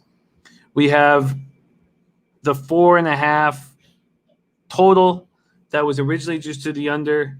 Heavy, it's now just slightly just to the under. Then we go to the full game, and we have the A's opening up at minus 140. They're now minus 128, a 12-cent move towards the Royals. Look, that makes a ton of sense to me. Glenn says, saw some good cappers on KC Oakland over 8. Athletics have gone 5 unders in a row. Backing the Royals here makes sense to me, but I've missed that opportunity. Cash-wise, 60% of the tickets are on the A's, 58% of the cash, and we have 45% of the tickets on the under and 96% of the cash on the under. Some big bets have come in on the under. There's my guy Joshua Keo Kanlaya in the house. Great basketball capper, great guy. Great to see you. So I'm going to stay off. But I think this under makes sense. I do. I think this under makes sense. Cole Irvin's pitching well right now. Brady Singer's pitching well right now. Royals don't hit lefties hard. A's don't hit righties hard. You got Cole Irvin at home. Robert Down says the Royals bats are literally ice cold. I think this is another addition for me. But this total has gone from 8 to 8.5, and maybe that's when the money came in on the under. And the first 5 total, what did I say it had done? It was heavily juiced to the under. Now it's just slightly juiced. I'm going to leave this as a lean. I think I may be pulling the trigger on it, but I'm just going to leave this as a lean right now. First 5 under 4.5. Lance LaRose says solid under in Oakland. Okay, I'm close to moving on that. Let's get to this last game of the day. Texas Rangers 24-39, 9-23 on the road at LA Dodgers 37-25, 19-10 at home. We're at Dodger Stadium in Los Angeles, California. 74 Fahrenheit clear, 6 miles per hour, out to right center. Mike Fultonavich, vulnerable, going up against a Dodgers team that hits righties hard. Not as hard as we remember. 248, 764 OPS. Fultonavich 1-6, 4.75 ERA, 1.34 whip, 66 in the third, 46 K, 16 walks. 13 home runs. There's Pocket Full. Great to see you, Pocket Full. We've missed you, man. Pocket Full in the house. Great to see you.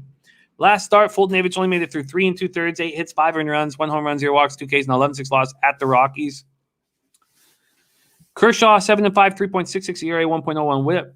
These numbers are going up fast. He's allowed 5 earned runs in his last 2 starts. Last start at the Braves, 6 innings, 8 hits, 5 earned runs, 1 walk, 9 Ks, and a 6-4 loss. The Rangers don't hit lefties hard. Maybe this is a get-right spot for Kershaw, but that doesn't mean that I want to back him here at this price. I mean, it's just too costly. Opens at minus 261. Maybe you could have got it last night. Now it's at minus 316. And against Fulton-Avich, they're hitting 404 or 1.181 OPS. They smash them. But look at what Gallo and Culberson do to Kershaw. They're 4 for 11 with a double and a homer. Those are the only 2 batters I've seen him. 364, 1.091. It's just the way Kershaw's pitching, it just doesn't make sense. Puzzler says Muncy's return is big. Rainbow the God says, what's the run line? We'll go over to the run lines right now. Full game run line for Kershaw. It opened at minus 1.5, minus 122. The first thing I could, if I wanted it, I could have got it last night at minus 135. It's now at minus 145 at bet 365 and between minus 140 and minus 149 in the market. TJ says, why is this only a 7.5? This is a great point. Why is it only a 7.5? They have to think that Kershaw is going to be lights out. This total's gone from 8 to 7.5, and that Fulton-Avich can hold down the fort. And if they think it's going to be a low-scoring game, wouldn't that actually say that the Dodgers are more dangerous as a bet? Like they're more uncomfortable to bet them? Okay, so let's move on. And some decisions. I've made some decisions here. I am adding the under 9 Cardinals-Cubs. Adding the under 9 in Cardinals-Cubs. I already bet Atlanta-Miami first 5 under 4 at minus 125 and the Marlins first 5 at plus 100. I already bet the Orioles first 5 at plus 125. I'm off White Sox-Tigers. I'm off Rockies-Reds. Then we get to Jose Seje play of the day. I'm on it as well already. San Diego, New York Mets first 5 over 2.5 minus 125. I'm also on the Taint play of the day already. Mets first 5 minus 0.5 at minus 120. Then I have these leans towards the Mariners in the under 5, but I think it's a very dangerous bet, and I'm going to take it off. I think the Mariners is probably a better look than the Indians or than the under, but I'm just going to take it all off. So I'm not moving on Mariners, Indians. I've already moved on Toronto, Boston, first 5 over 5.5 at plus 100. If there is a bet that I feel that is the most vulnerable and probably the worst look, I think it's that one. Astros, Twins, I'm off. Pirates, Brewers, I'm off. I'm adding the first 5 under 4.5 in Angels, Diamondbacks. And I am going to add the first 5 under 4.5 in Royals, A's. That is my action. 3 additions. 3 additions. There we go. Let's move on to NBA because we're going to have Mr. Ghoster coming on in about 10 to 15 minutes to talk about the Stanley Cup semifinals. Yesterday was disappointing. Gas station sushi after the breakdown of the NBA game, so it was pretty clear that the best bet was Milwaukee Bucks first quarter. But I'd already bet Bucks full game. And I was on a run of hitting 11 of my last 12, and now that's 11 of my last 13 in NBA. I only took the Bucks full game, and they cover by 3. Or excuse me, they win by 3, but I lose the bet on the hook, and then I got talked off of the Jazz spot, and it's no problem because keep an eye out for Dan Kelly when we talk NBA because he's so extremely sharp, and he's put way more money in my pocket than he's taken out. And so I was scared that Dan was pretty excited about getting the Clippers and trying to figure out when he could get the Clippers and scared me off. And it is what it is. Let's talk Sixers-Hawks. East semifinals, game 3, series tied 1-1. Philadelphia 76ers 49-23, 20-16 on the road at the Hawks, 41-31, 25-11 at home during the regular season, State Farm Arena in Atlanta, Georgia. Let's take a look at what the odds are, and then we'll look at where the money is. So, and then we'll break down the actual spot. Here we go. Money lines and totals, or we'll go to spreads and totals right now. Philly, Atlanta. Philly opening up at -1 at -105. They're now at -1 at -110. The total sitting at 224.5 has not moved. I guess there's been a 5-cent move to the over at Pinnacle, but the number has not moved. Glen Elliott Man says Atlanta Hawks won 13 in a row at home, 22-13 against the spread. Rainbow the God says, bro, can't take Atlanta. And Stimmy OG said just took the Orioles over 1.5. Chris Brady says the money is with Embiid. Let's see exactly where that money is right now. We have NBA, and now we get some tickets to break down. There's 13,630 tickets in. On the spread, 49% of the tickets are on the Atlanta Hawks, and 40% of the sorry, I take that back. Excuse me, I said that wrong. 36% on the spread, 36% of the tickets are on the Hawks, 49% of the cash. When it comes to the money line, which makes more sense probably at such a small number, 60% of the tickets are on the Sixers, 68% of the cash. So the only real eye-opener here, you might say that's an eye-opener that the Sixers are taking more money than the Hawks, and the money line now 68-32. But the big one for me is that 59% of the tickets are on the over, and just 37% of the cash is on the over. Dennis Garcia says, I still think Philly's the best team in the East. Think they are dirt cheap. Expect them to win both in Atlanta. I feel that way as well. And I'm almost afraid to say that, knowing that Prince of the City is watching. Razor says Sixers are 0-6 against the spread in the last 6 meetings in Atlanta. 76ers are 7-15 against spread in their last 22 meetings. Christopher Carter says, Atlanta looked good when a 40-year-old was covering Young and they could not miss. 76ers will give their best effort tonight. 76ers can get to the basket when they want. 76ers team total over. Dutch Boy Fresh says Embiid will continue to eat. So let's talk pace here. We see that there's cash going towards the under. In the regular season, the Sixers played at 100.12 possessions a game. That's increased in the playoffs. They are the only team I know of, and I'm just off the top of my head, that has increased their pace in the playoffs. Hawks in the regular season played at 98.68 possessions a game. They're down to 97. And the series is being played at 102.25 possessions a game. So this is the pace that it seems like the Sixers want to play. Robert Allen says Atlanta is going to win tonight. I personally guarantee it. Danny A says Embiid over on points and Collins over a half assist should be easy. Puzzler says I think Atlanta will miss Hunter. There's no doubt about that, but they played with injuries and they're used to not having him in the lineup. But I agree he's a very good player. Okay, Hawks split, big split in Philly, and now they come in back home to Atlanta where they won 13 straight. DeAndre Hunter out for the rest of the playoffs, torn lateral meniscus in his right knee. Trae Young limited to 21 points. Why? So he made 6 of 16 shots, 1 of 7 from 3. Is it Ben Simmons and Matisse Thybulle switching on him nonstop, getting a fresh legs on him nonstop? It seems like it is. It seems like it is. Dutch Boy Fresh says Sixers are just better. Embiid averaging 39.5 points and 11 boards in the first 2 games. He just seems like he can't be stopped here in this series. Now, if Seth Curry and Shake Milton go 9 for 11 from 3 like they did in Game 2, the Sixers are going to win. Sixers shot 46.2% from beyond the arc. In the opener, they shot just 34.5%. Razor Sharp says, huge reverse line movement on this game. Sixers open -2 and down to 1.5 and 1 at some spots. Public is hammering the Sixers. Yeah, 60% of the tickets are on the Sixers and 68% of the cash.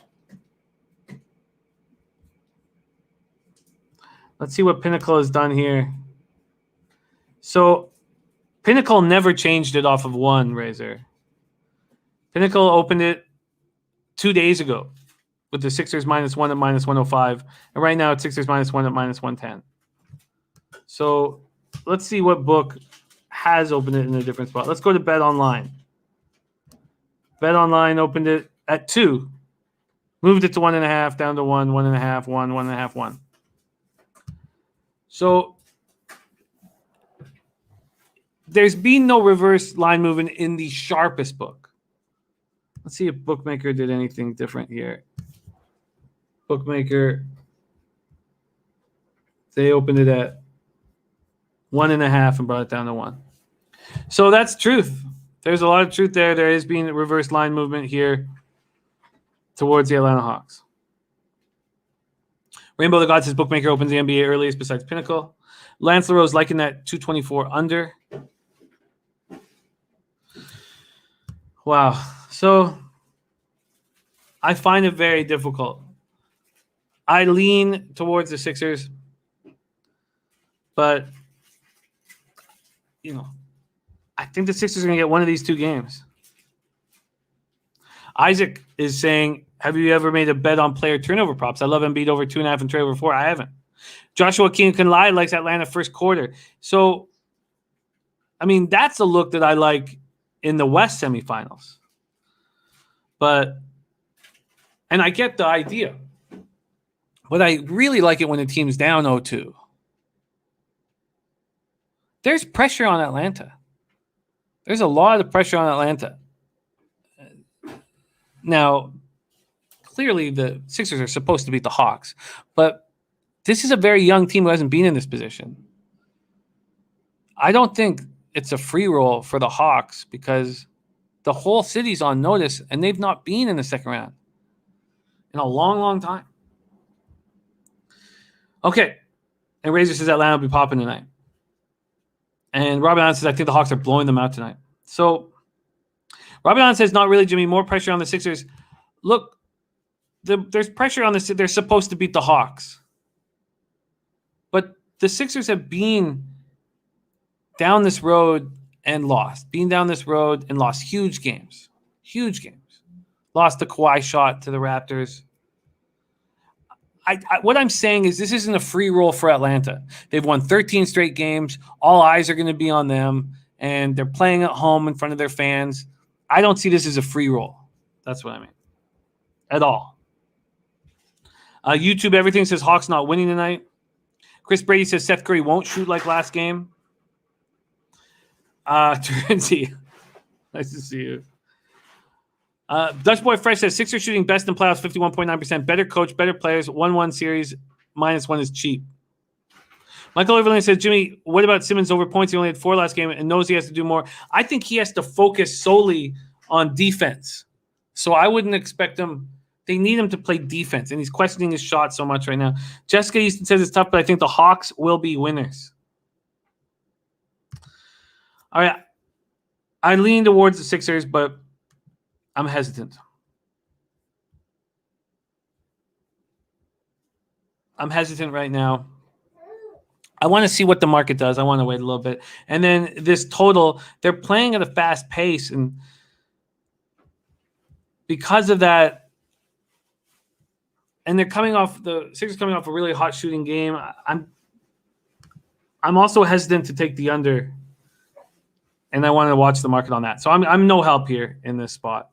Kyle Hintley, and I'm on the under in that spot. And Dennis Garcia and Dutch Boy Fresh agreeing here. All right, let's move on to the final game before we get into NHL. It is the West semifinals, game 3. Phoenix leads the series 2-0. Suns, Nuggets. Suns 51-21, 24-12 on the road. At the Nuggets, 47-25, 25-11 at home.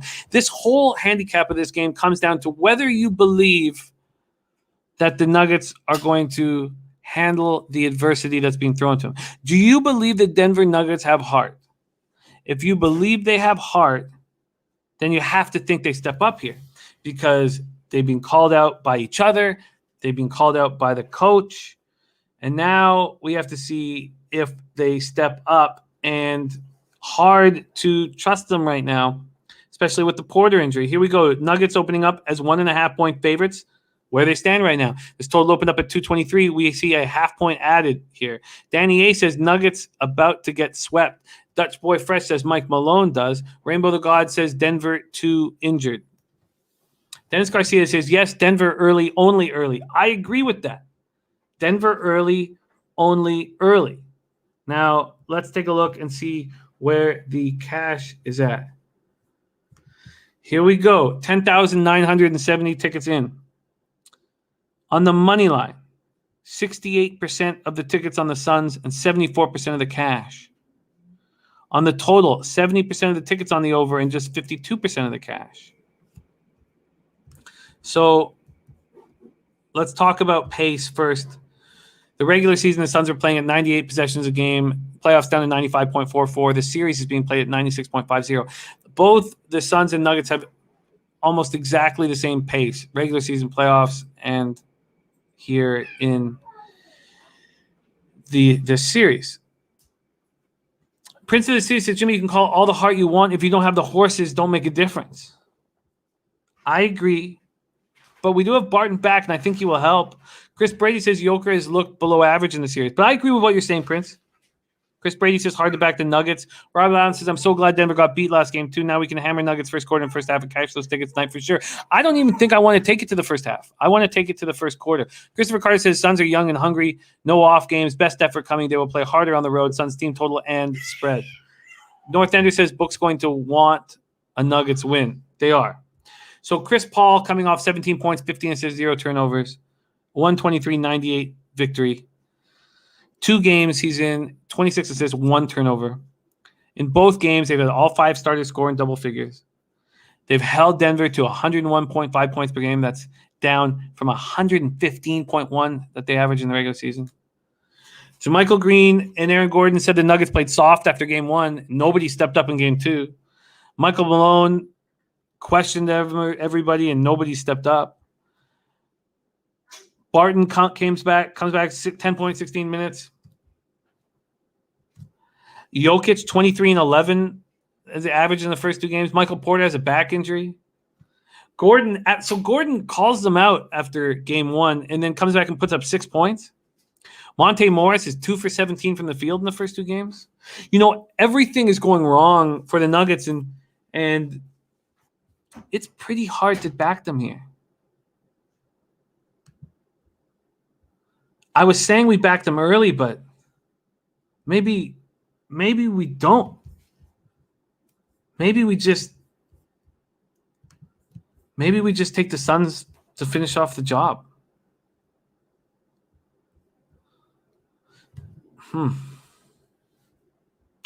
Andy G says, even if Joker steps up, Suns have too much firepower. Nuggets can't handle that at the moment. They're getting swept. Yeah. So I'm curious to see if we have.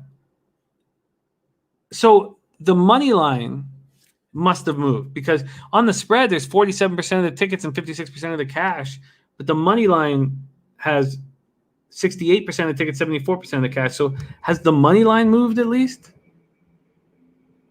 Let's go to Pinnacle. Yeah, the money line's moved 9 cents and is moving as we speak. Do you trust the Nuggets to come out firing here? You're right. I think the Suns are rolling. Isaac says Phoenix is a great team, will win the series. This game should be the most difficult for them. Guy Fox says Jokic has to do something this game if they want to push forward. Jokic made 24 points, 13 points. Being at home, he should hit 25 plus 8. What are your thoughts? Yeah, my thoughts are that Jokic is going to have a big game. But do you trust anybody else to have a big game? Okay, so I want to talk about these 2 series in NHL. Jokic player prop is at 29.5 points, juiced to the under. His points, rebounds, and assists, you should probably stay off his points and assists because then you're going to have to count on Monte Morris not going for 2 for 17 from the field. So maybe he's a points and rebounds. It's at 47.5. It's so high. Dennis Garcia says, never count out a team until you see them play at home. That's such a great point. Says Denver was down 3-1 to Utah, rallied 3-1 to LAC rallied. Why don't we trust their mental fortitude? Same coach, same superstar. Well, Jamal Murray was unbelievable. He was spectacular. He was putting up 50-point games in his sleep. But I hear what you're saying. All right, I'm going to need more time to pull the trigger here. But at this point, I'm feeling kind of square because I'm leaning towards the Sixers and the Suns. And I need to study it further if I'm going to pull the trigger and see what the market's doing. In saying that, I also think that the under is going to be in play again. Open at 223 now, at 223.5. And we have 69% of the tickets and 51% of the cash on the over. So I want to talk hockey, and I'm going to need to sit with these 2 games here. But at this point right now, I'm leaning towards Sixers full game. I'm leaning towards Suns full game. And I'm no longer leaning towards the Nuggets first quarter, although I get it. North Ender says Nuggets going to steal one. And I'm leaning towards the under in the Phoenix game. All right. Man, those are going to be extremely fun games. Sterling Gentry on a Herder to go over 2.5 threes. Herder to go under or over 2.5 threes. And from a player prop situation there on that first game, I'm not going to back. If I was going to take I'm not going to question Trae Young here in this huge game at home, but 27.5 seems a little high. I think his player prop should be at 25.5. I don't think Trae Young's going to go over his player prop in both games. I think that's a pretty easy thing to say. So I'm not, on not much of a hedge here. Isaac says best bet Phoenix to win the series 4-1. That's a real interesting look. Let's just see what that would be very quickly. Suns Nuggets. Let's move over there to future Suns Nuggets. Series correct score. Here we go. So that's just plus 150. So you should be getting paid a little more for that call. And Mills is on Trae Young over 2.5 threes at minus 120. Says bet your lunch money. Leonard Porsche is on the Suns team total over 110.5. Mike Macklem says, help me figure out all the prop talk lately. They're so juiced for 2 in 1 day, barely turns a profit. I wouldn't say barely turns a profit, but yeah, it's a problem. And it's something that hurt me this year, and I want to stay off of moving forward. All right, there we have it. That's NBA. And we have great cappers in the chat talking about how they're going to handle it. Remember, 4 p.m. Eastern, we have the NBA Pub Hub starring Dutch Boy Fresh, Ski Profit, C-Mac, and Babano. Check it out. It's a great, great show. All right, let's talk NHL. We got 11 minutes left. We got 2 series, semifinals in the Stanley Cup, and the man who's put a lot of money in our pockets. Please welcome Mr. Gokster, Belleville's finest in the house. Gokster, how are you, my man? What's happening? How are you doing today, guys? What's going on? What's going on, Jim? Yesterday I'm rattled. I am rattled. Cage is rattled. I had those overs before the show, and what do? I get cute. Both teams to score in the third. They score in the first and the second. No draw in the first. No OT. I'm a little rattled, guys, but I know some of you guys tweeted me out on Twitter there. You hit the overs, so great job. Congratulations. I love the overs, but I'm sorry I didn't give them out. Yeah, let's get after this next series. I went to bed, Jim, just pissed, just steaming. Well, you're coming off one of the greatest days we've seen of any capper this year, 7-0 with 7+ lines, and so it's I have a bad ROI after giant days like that. Personally, I overthink things. I'm pensive. Exactly. I fire away, and so don't beat yourself up because it's something that we all deal with, and it's something I'm bad with. So just had a bad day. That's all. Yeah, no, it's okay. Let's get to work right now. We're going to start with Islanders Tampa. This game pops off on Sunday, and then we have Habs Vegas on Monday. Right now, for game 1, Tampa opening up at minus 183. They're now minus 184. Very little movement there. From a totals perspective, we are going to get a 5, it looks like, because it's opened at 5.5, juice to the under, and the under was taking heavy bets right away. So it looks like we're going to have a 5 come game time. And at minus 140, I wouldn't say to anybody, get on that under 5.5 right now. 5 at minus 140 to open? That's rare. Very. And that's rare. We have Varlamov, Vasilevsky expected to be the starters. So far, we have a very small amount of tickets in, but the early money's all over Tampa Bay. And that's something that we are used to, and that is the Islanders not getting any respect. And they're not getting it here. In the playoffs, the Islanders' power play is 10% higher than it was during the regular season, 28.1%. But their penalty killing has been real bad. Yeah. Now, they went against Penguins' power play with Malkin back and the Bruins' power play. And those are 2 tough power plays, but 61.5% is not good. 83.7% what they did in the regular season. The Lightning power plays at 41.7%. Humdinger. Tough. And that could be the difference in the Stanley Cup semifinals. We've seen the Islanders be able to get to this point, but we haven't seen them be able to get to the Stanley Cup final. Yep. Go here, take it away. First thoughts on game 1, and I'll look up what the series prices are in a second. Take it away. Well, guys, it's the guy between the pipes, Andrei Vasilevsky. That's going to be the difference maker in this series. He's the best goalie left. At all these goalies, as good as Fleury and Price are, give me Vasilevsky any day of the week. 41%, that's light years better than any of these other 4 teams. You got Vegas at 14%, Montreal 18%, and New York Islanders are the second best at 28%. So this Tampa Bay team, guys, if New York Islanders thought they had it tough with Boston and Pittsburgh, it's not going to get any easier with Tampa Bay. So I can't – Islanders, I really want to believe in them. They're kind of the underdog by for sure, by no questions there. But it's just going to be too tough for them, Jim. Vasilevsky compared to Rask and Yari, yeah, Islanders are going to have a much tougher time scoring here, guys. Vasilevsky is just too good to not talk about. You had, like I said, Rask and Yari. That's like children's play compared to Andre Vasilevsky. So if the Islanders can get the puck by this guy, you're going to have a series. But if not, this could be a 4-1. Hate to say it, could even be a sweep. But I don't think it's going to be a sweep. But if they can't get the puck by this goalie, it's going to be much tougher for this Islander team. They're going to be in for a long series. Could be a short series too if they get on the penalty kill. Like you said, 41%. That's no joke, guys. Tampa Bay, they're just humming. You can't say nothing against this Tampa Bay team, guys. I'd be looking Tampa Bay probably 4-1 in the series. Makes sense. The Lightning are a huge favorite in the series. Huge. -300 favorite to win the series. And the Golden Knights to win the series are -550. Okay, we'll get there. Hey, don't point that finger at me, Coach. No. -300 for the Lightning to win the series. The value that I see with the Lightning is clearly not to bet them in the series. You can bet them to win the Stanley Cup because the Knights are favored. So if you were going to make a future bet on anything right now, it's on the favorites, on the Knights or the Lightning. It can only be the Lightning to win the Stanley Cup because they're at +150 while the Knights are at +120.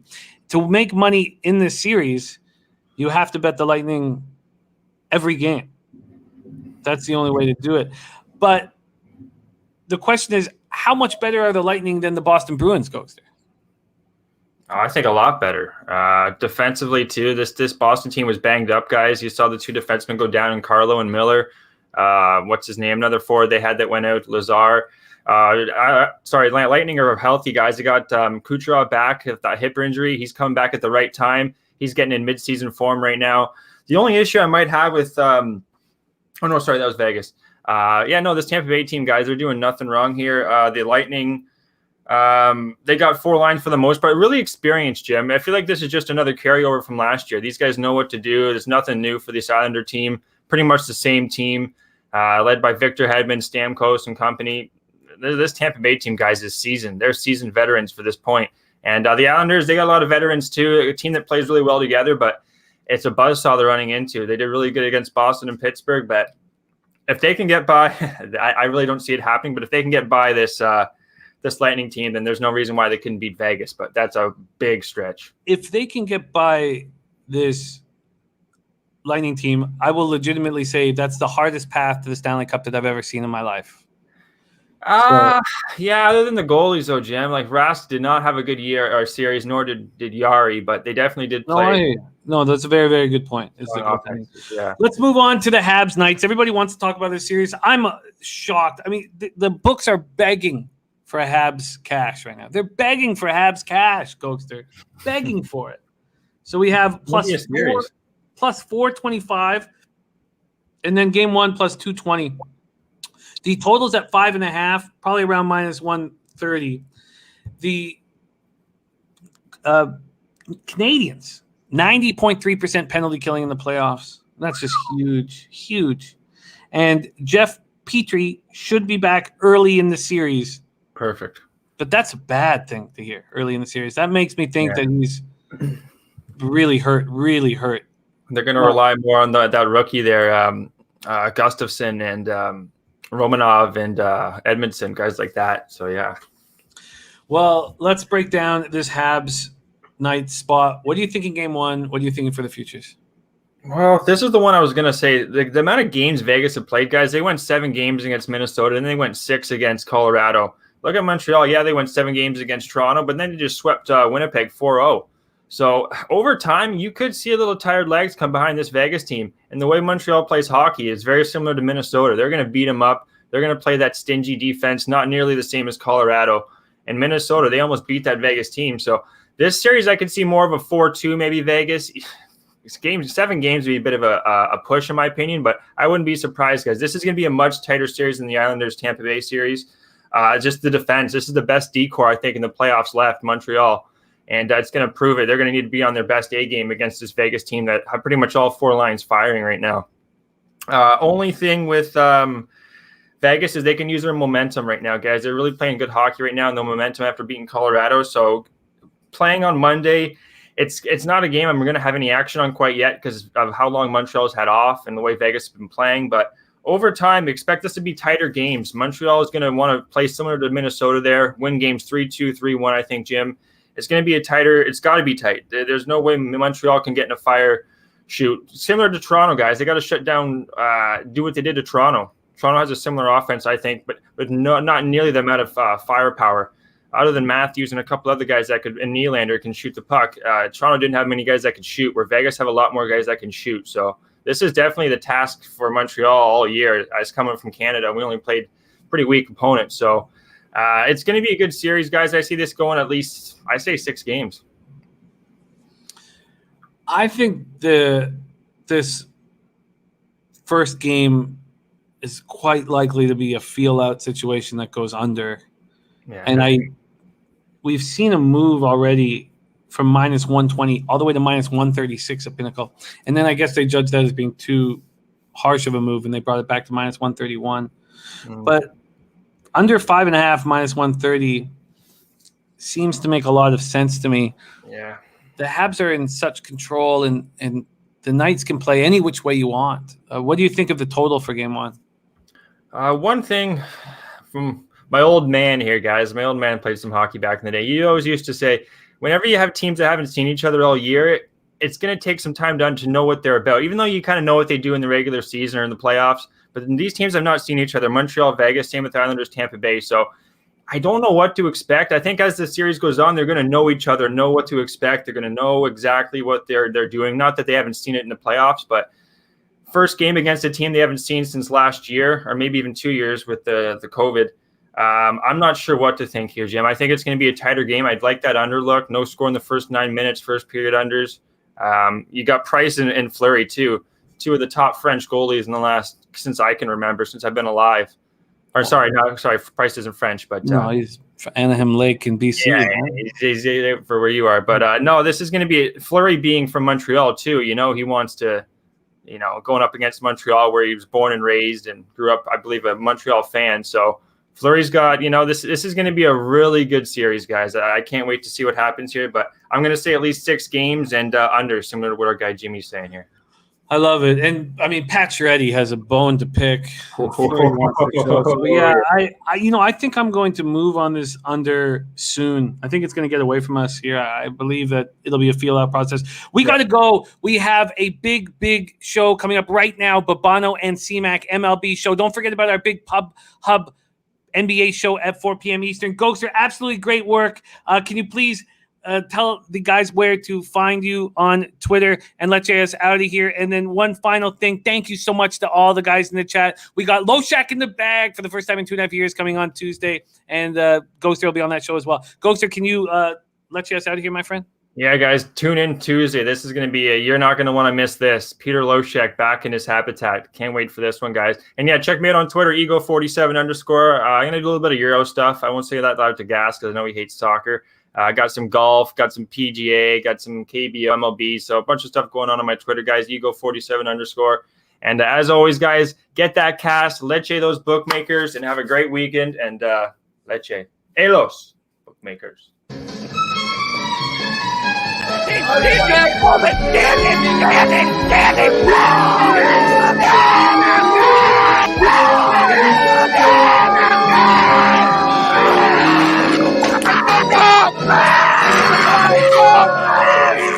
Where's the bang bang, Preston? Come on. I can't breathe.